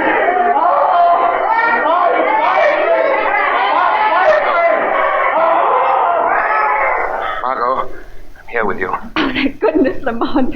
You made those wretches attack Freeman. You had to let me go. Hurry, let's go to the plane. The pilot's out there now. Just another minute or two with his arm strangling me, and I'd been finished. I'm afraid I rather overestimated my strength against the strength of a monster. His arms were like bands of steel. The pilot's ready to take off. Into the plane, quickly. Are you in, Shadow? Yes, I'm with you. All right, pilot, take off. But what about the old people? More merciful that they perish, Margot. It's better that the poor wretches be removed as a scourge from the earth. Okay, here we go. None too soon, either.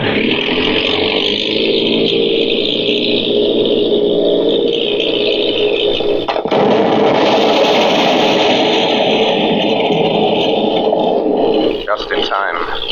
Freeman and his fantastic empire are ended by his own devices, destroyed by the creatures of his own fiendish creation. The creatures he had devised to satisfy his own egotistical hatred. Well, the South American Air Service is safe once again.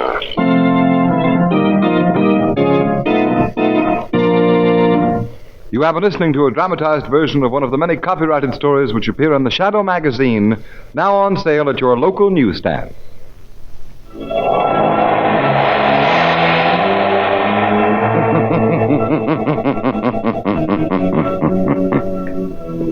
The weed of crime bears bitter fruit. Crime does not pay. The Shadow knows.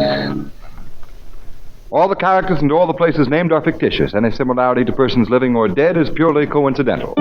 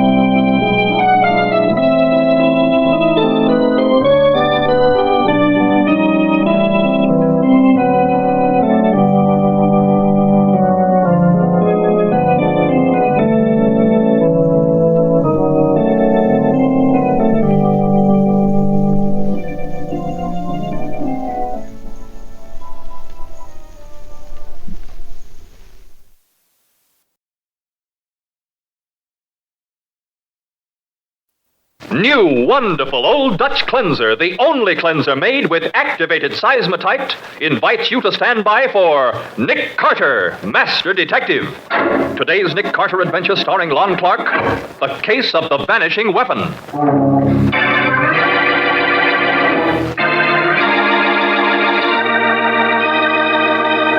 I, Dorothy, take thee, Wayne, to my lawful wedded husband, to love, honor, and cherish. Wayne, darling, please, let's move back from the edge. High places always frighten me, and... Wayne, no! Don't, Wayne! Don't!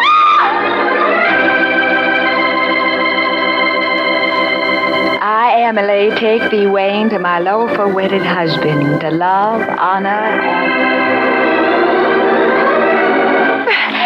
Don't keep swimming away from me, Wayne. Help me. You know I can't swim. Please.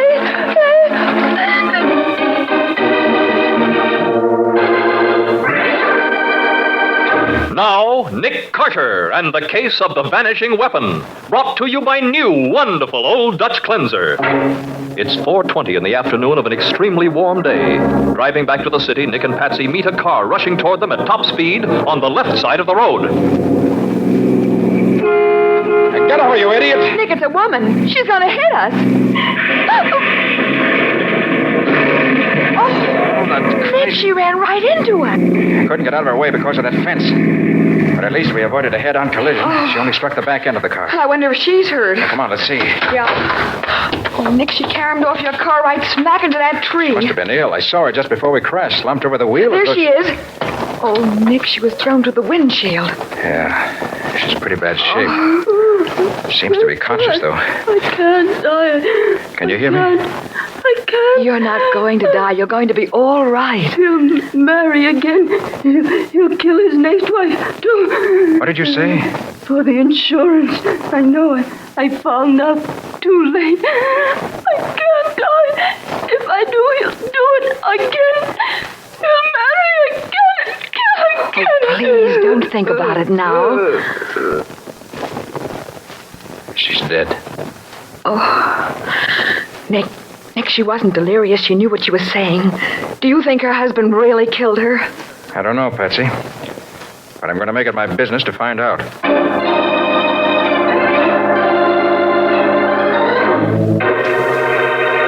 In just a moment, we'll return to the case of the vanishing weapon. Today's adventure with Nick Carter.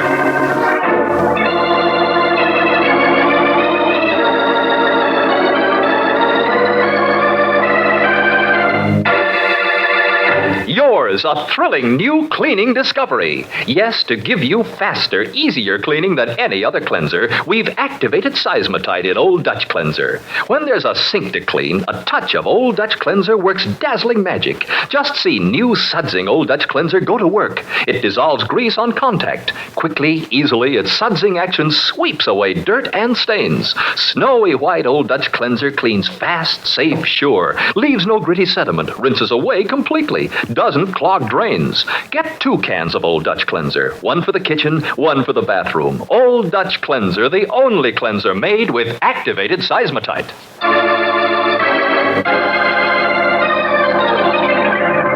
Now, back to the case of the vanishing weapon. Today's adventure with Nick Carter, brought to you by new, wonderful Old Dutch Cleanser.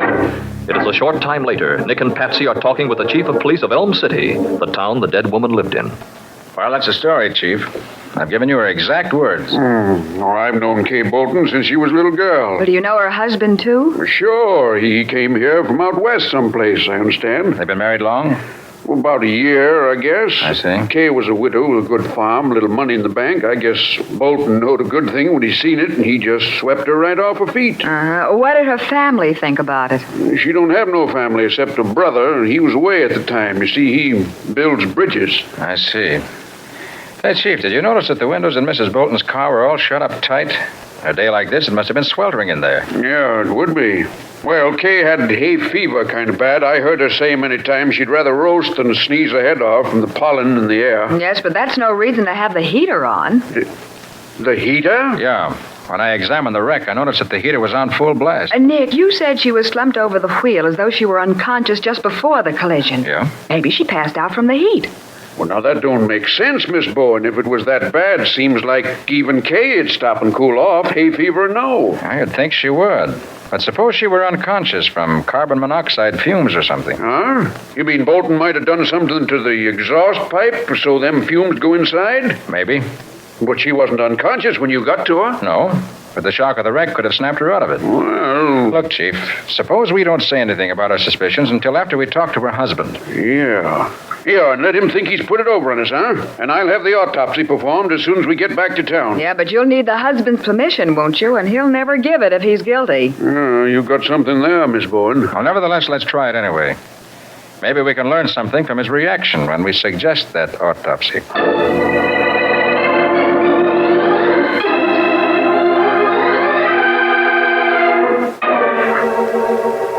And An autopsy, nothing doing. Kay suffered enough already. Just a minute, Bolton. Kay was my sister as well as your wife. And if the chief thinks an autopsy would serve any useful purpose, I'm in favor of it. But what useful purpose? An autopsy would show whether there was anything in her system that would make her unconscious, What Mr. Bolton. difference does it make? She's dead. Autopsy won't bring her back. Did she have any insurance, Mr. Bolton?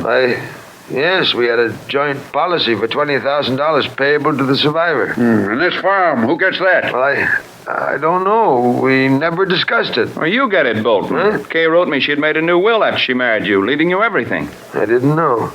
Well, there won't be any autopsy, and that's final. As Kay's brother, I have something to say about that. And if there's any suspicion that her death wasn't accidental... You have any reason to think that, Mr. McEwen? Well, why else would you want an autopsy?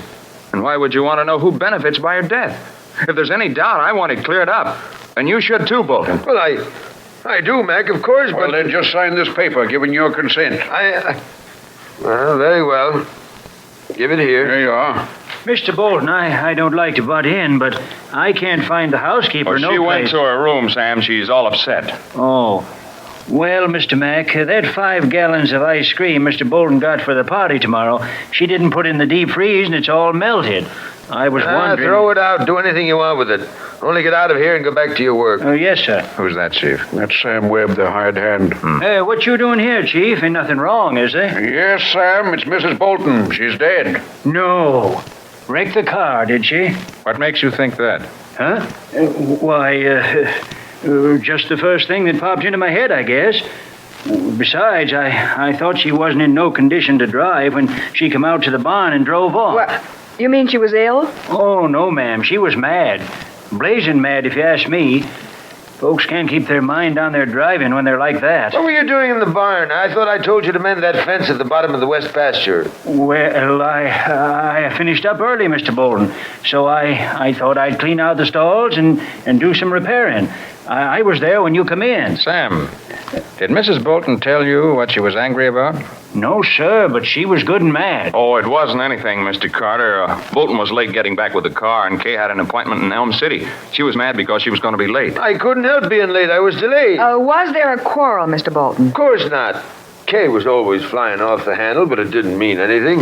I sent Mac out to the car for the rest of the supplies I'd brought back while I tried to talk her out of it, but I couldn't. I see. Well, thanks for giving your consent to the autopsy, Mr. Bolton. May I answer some very important questions?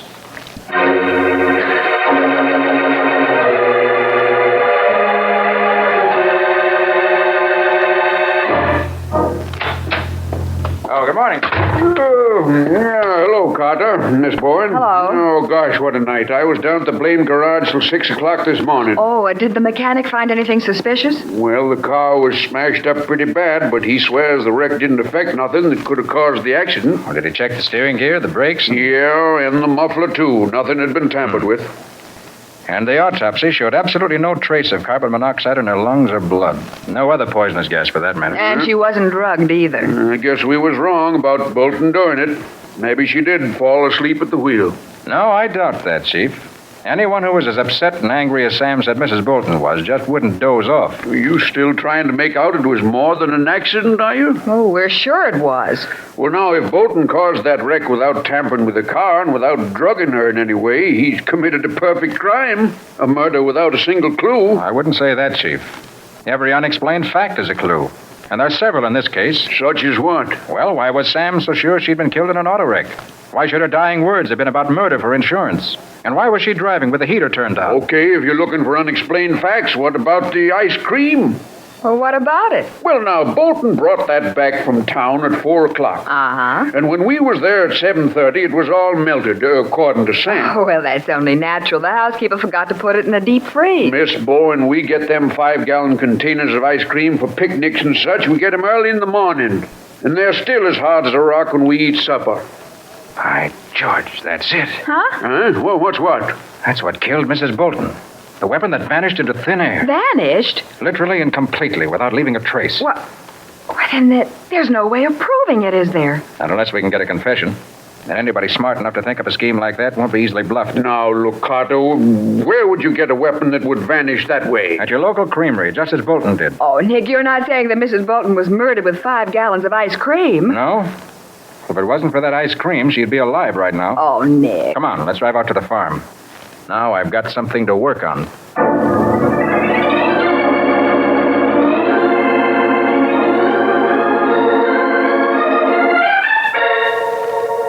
I know, Carter. I carried that container of ice cream into the house from the car without opening it. But Bolton...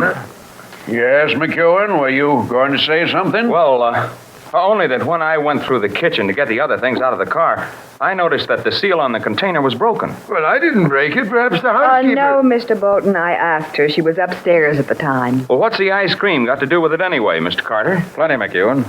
Those 5-gallon containers are in 2 sections. One for the ice cream itself, and one that holds dry ice to keep it from melting. So what? Did you ever notice how drowsy you get in the crowded room where the air's stale? Well, sure. That's because the oxygen in the air has been used up. And replaced with carbon dioxide, which people have exhaled. That's what happens when we breathe. Come to the point, Carter. All right, I will. When I examined your car just after the wreck, Mr. Bolton, I found a few small pieces of dry ice in the heater. Dry ice is nothing but carbon dioxide in a solid form.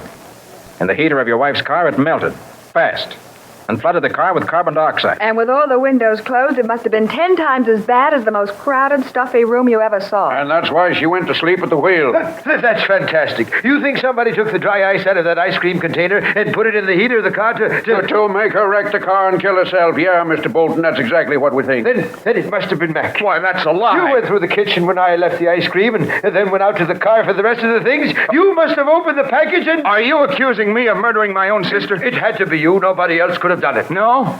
Well, who got her to take out that insurance policy? Huh? Who inherits this farm and everything else she owns? That doesn't mean... I don't get anything out of her death, and I don't want to. But you get now, plenty. Calm down, Mac. Calm down. She was all I had. And he killed her. He killed her. I did not. You did it yourself. And now you're trying to... All right. Hold it. Hold it. I know how we can find out who put that dry ice in the heater. How?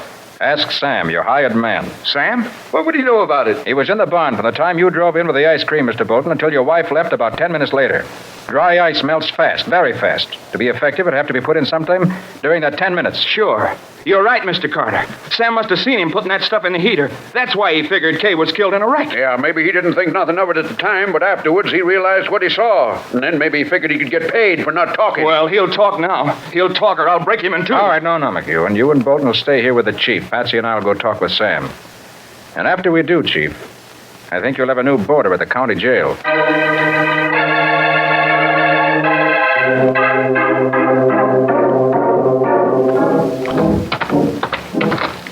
Nick, you didn't really find any dry ice in the heater of that car, did you? Why, of course not, Patsy. I told you I'd have to bluff. Yeah, but if Sam did see something, it won't be a bluff any longer. Oh, yes, it will. You may have seen something, but he couldn't tell what was actually going on inside the car from back in the stalls where he was working. No, I guess not. Or maybe we can use Sam's testimony to frighten the killer into giving himself away. Oh, here, this must be Sam's shack. Uh-huh.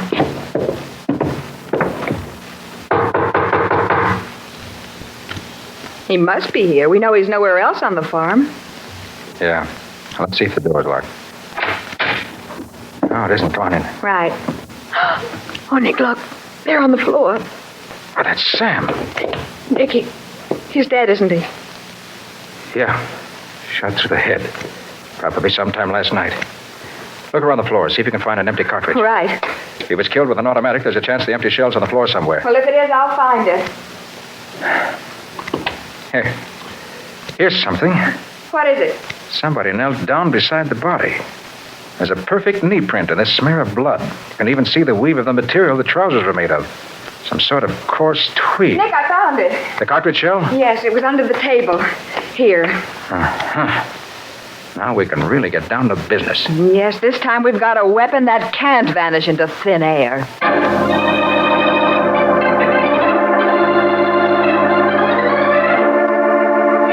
An empty cartridge case, the first bit of concrete evidence the wife killer has left in a series of 5 murders. But Nick still faces the problem of proving his guilt. We'll see what happens in just a moment.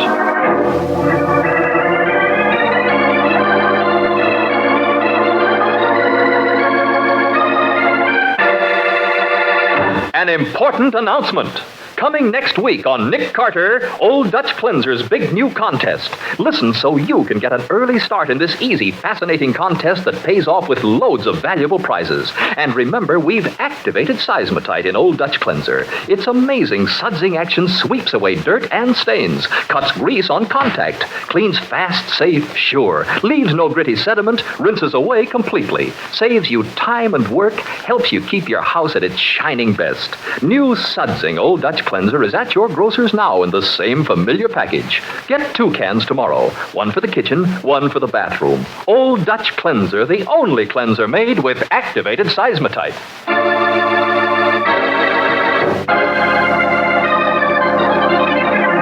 Now, back to The Case of the Vanishing Weapon. Today's adventure with Nick Carter, brought to you by Old Dutch Cleanser. At the farmhouse, Nick and the chief are trying to find the automatic with which Sam Webb, the Bolton's hired hand, was killed. Mac has admitted owning such a gun, and they've gone to his room to get it. There you are, Mr. Carter. But I swear I haven't touched that gun since I came back 2 weeks ago. Did Bolton know where you kept it, Mac? Well, I don't know, Chief, but it wouldn't have been hard to find. I didn't even know he had a gun. Oh, this is a 38. Sam was killed with a 32. A 32?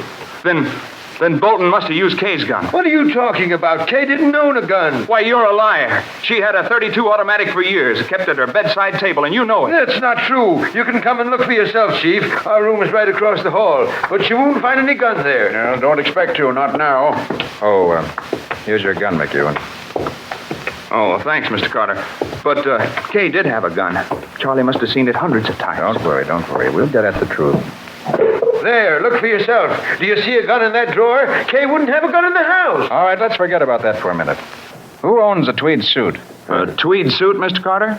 Why? We found evidence proving that Sam's killer was wearing a suit of coarse tweed at the time of the murder. You have one? Why, no. Neither do I. Well, you shouldn't have said that, Bolton. I've seen you wearing a tweed suit 100 times. Well, I did have a tweed suit, but Kay gave it away last week. It was worn out. Who'd she give it to? I don't know. She didn't Why, say. Bolton, I saw that suit hanging in your closet only yesterday. I'll bet it's there right now. What? Well, it's gone. Naturally. Of course it is. Any fool would know enough to get rid of a piece of evidence like that. I tell you, I haven't had it for over a week. Wait a minute. You went down in the cellar carrying a bundle this morning, Bolton. That was the garbage. Mrs. Lawrence always puts the garbage in a paper bag. The bundle you had was wrapped in newspaper. It was not. It was a paper bag. And then I heard the furnace door. I always burn the garbage in the furnace. You know that. Bolton, suppose we take a look in that furnace and see what else you was burning.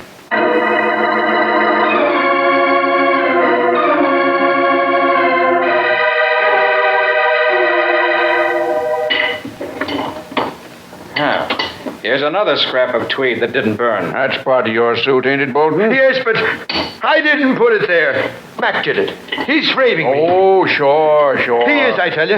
Everything you found could have been done by him, couldn't it? He could have put that dry ice in the car heater as well as me. He could have shot Sam and put that suit in the furnace. And wore the suit to kill Sam, too, I guess. Why, you blame fool. Anybody can see that Mac couldn't get into your clothes with shoehorn. He's twice as big as you are. And I never owned a tweed suit in my life. Anyway, the knee print by Sam's body had exactly the same weave as this tweed that was burned in the furnace. Hey, wait a minute. Did you find something else, Nick? I'll say I did, down among the ashes. Look. That's it. That's Kay's gun. I never saw that gun before in all my life. Any fingerprints on it, Carter? Afraid not, Chief. The whole outside is burned clean. Yes, but a ballistics test will show if it's the gun that Sam was killed with. Won't it, Nick? Without a doubt. Even if it's the same gun, that doesn't prove anything. Well, here's something that does, Bolton. A perfect set of fingerprints. Prints? Well, I thought you said the gun was burned clean. The outside was, yes. But there's a fine set here on the cartridge clip. I thought they might have been overlooked. That's smart thinking, Carter. Well, how come the cartridges didn't explode in the fire, Nick? Well, the clip's empty, Patsy. Oh. But the prints are nice and clear. They're not my prints. I never saw that gun. Yeah? Well, now, I'll just take that clip over to the county seat and let the fingerprint man there have a look at him. Oh, if you don't mind, Chief, I'd rather take this to the fingerprint lab in the city. Huh? What's the matter with Joe Parker over at the county seat? Well, he may be perfectly all right, but... Well, look, let me have my own way, will you, please?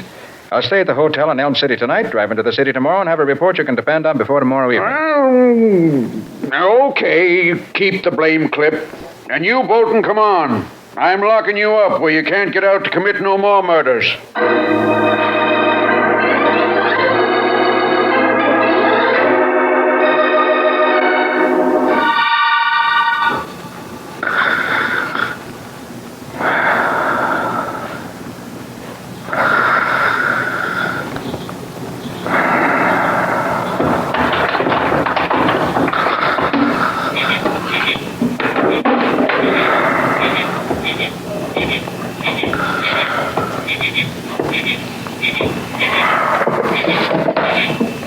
Who's there? Who's in the room? Who is it? Don't move, Mr. Carter.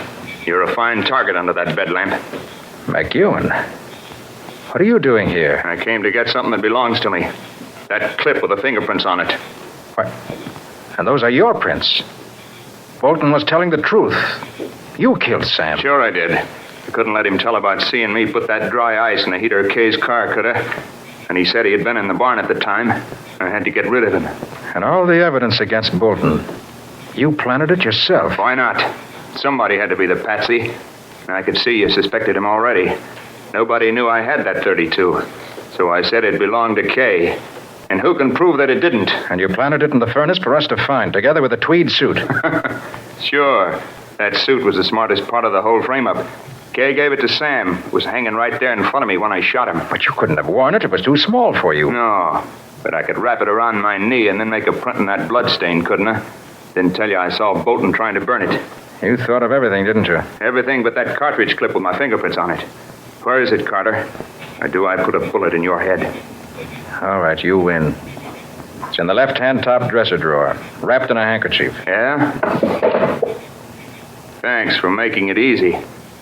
First, we'll wipe these prints out. And then, Mr. Carter, I'm afraid I'll have to get rid of you. And now, hold on, McEwen. You've destroyed the proof against you, and I let it go at that. I can't let you talk about this little visit. Look, McEwen, don't... Shut up! I said I was going to get rid of you, and I am. So...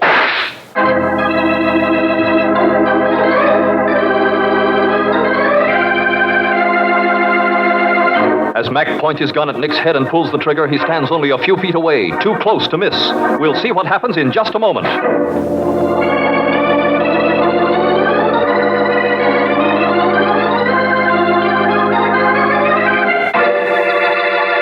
Here's a wash day tip. Keep your washer sparkling clean inside and out with wonderful new sudsing Old Dutch Cleanser. Yes, a touch of Old Dutch Cleanser cuts grease on contact, sweeps away dirt and stains almost like magic. You'll be amazed at the new sudsing action of Old Dutch Cleanser. Snowy white, leaves no gritty sediment, rinses away completely. It's been granted the Good Housekeeping seal. Yes, ladies, for faster, easier cleaning than you've dreamed possible, switch to new sudsing Old Dutch Cleanser, the only cleanser made with activated seismotite.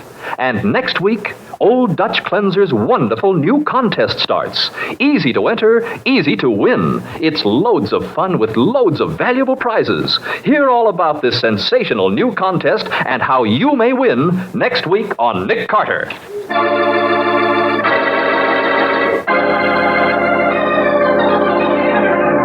Now for the conclusion of The Case of the Vanishing Weapon. Today's adventure with Nick Carter, brought to you by new, wonderful Old Dutch Cleanser. In Nick's hotel room, he faces a killer with a gun who says, I said I was going to get rid of you, and I am. So... You had a gun all the time, under the bedclothes. Sorry, Mac, I tried to warn you. Nick, are you all right? I'm okay, Patsy. But our friend here has a bullet in his arm. Come on in. The girl down in shorthand, Nick, the microphone picked up every word he said. This was a trap? You bet it was. See, I expected you to come for that cartridge clip. If my gun hadn't jammed... It didn't jam. I took all the bullets out of it when I examined it out at the farmhouse today. But I couldn't be sure you hadn't discovered that and reloaded it, so I had to shoot first. What's the matter there? Who fired that gun? What's going on? Everything's under control. Call the chief of police, will you? Sure, Mr. Carter, sure. I'll get him here in 2 shakes. Where's your proof, Carter? My fingerprints aren't on the cartridge clip anymore. Your confession before 2 witnesses is proof enough, McEwen. And as for those fingerprints, I was bluffing you. Why, you... So far as I know, there weren't any prints on that clip.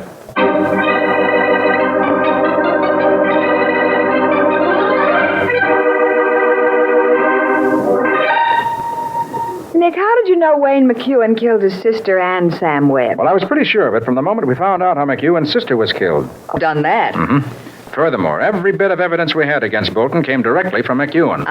Chief, did you find out why he killed his sister? Yeah, he told us all about it at the jailhouse. It seems his bridge building business ain't been so good these last few years, so McEwen drummed up a sideline of getting married and then killing off his wives for their insurance. Oh, then he was the one Mrs. Bolton was talking about just before she died. Right, Patsy. Yeah, but how'd you ever find out about this? McEwen says she was cleaning up his room the day before she was killed, and she came across some of his private papers that he'd forgotten to put away. Uh-huh. She didn't know he'd been married at all, so when she found a marriage certificate, she got curious. Oh. And what she found in the rest of the stuff gave her a pretty good idea of what'd been going on. Then that night she accused him of killing the 2 girls, and he admitted it. When he asked her what she was going to do about it, she said she hadn't made up her mind. Well, if I'd been in her place, I'd have turned him over to the police. Oh, she wanted to, Miss Bowen, but he was her only brother, and she couldn't quite make up her mind to do it. But Mac didn't dare to take any chances, so he killed her. Yeah, he was pretty clever about it, too. He almost got away with it. Yeah, but when he killed Sam, he outsmarted himself. Well, you know the old saying, Nick. Give a killer enough rope and he'll hang himself. So he will, Patsy. So he will. Every time.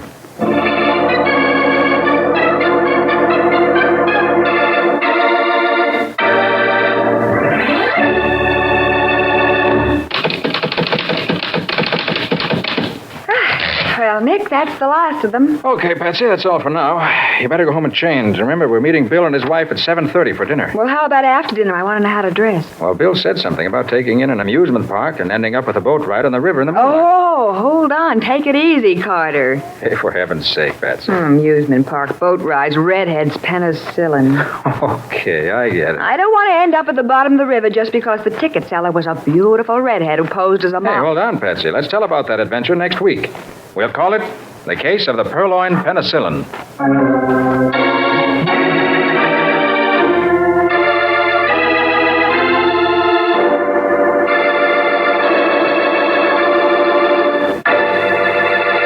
Ladies, have you discovered Delrich margarine? Delicious, rich Delrich makes friends at first taste. Full-flavored, it's the perfect spread for bread, rolls, toast. Try Delrich in your cooking and baking, too. Mighty good, mighty economical. Only Delrich gives you the original easy color pack, the easy, modern way to color margarine. And, where state laws permit, ask for Delrich in gold and yellow quarters. Delrich, America's new favorite.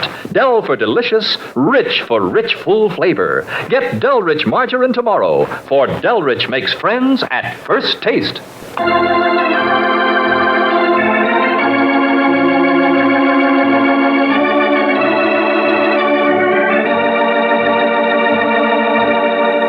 Nick Carter, Master Detective, is presented each week at this same time by the Cudahy Packing Company. It is produced and directed by Jock McGregor and is copyrighted by Street and Smith Publications, Incorporated. Lon Clark is starred as Nick, and Charlotte Manson is featured as Patsy. Today's script was written by Jim Parsons, with original music played by Henry Silverne. This program is fictional, and any resemblance to actual persons, living or dead, is purely coincidental. This is Michael Fitzmaurice saying, when minutes count, use new, wonderful old Dutch cleanser.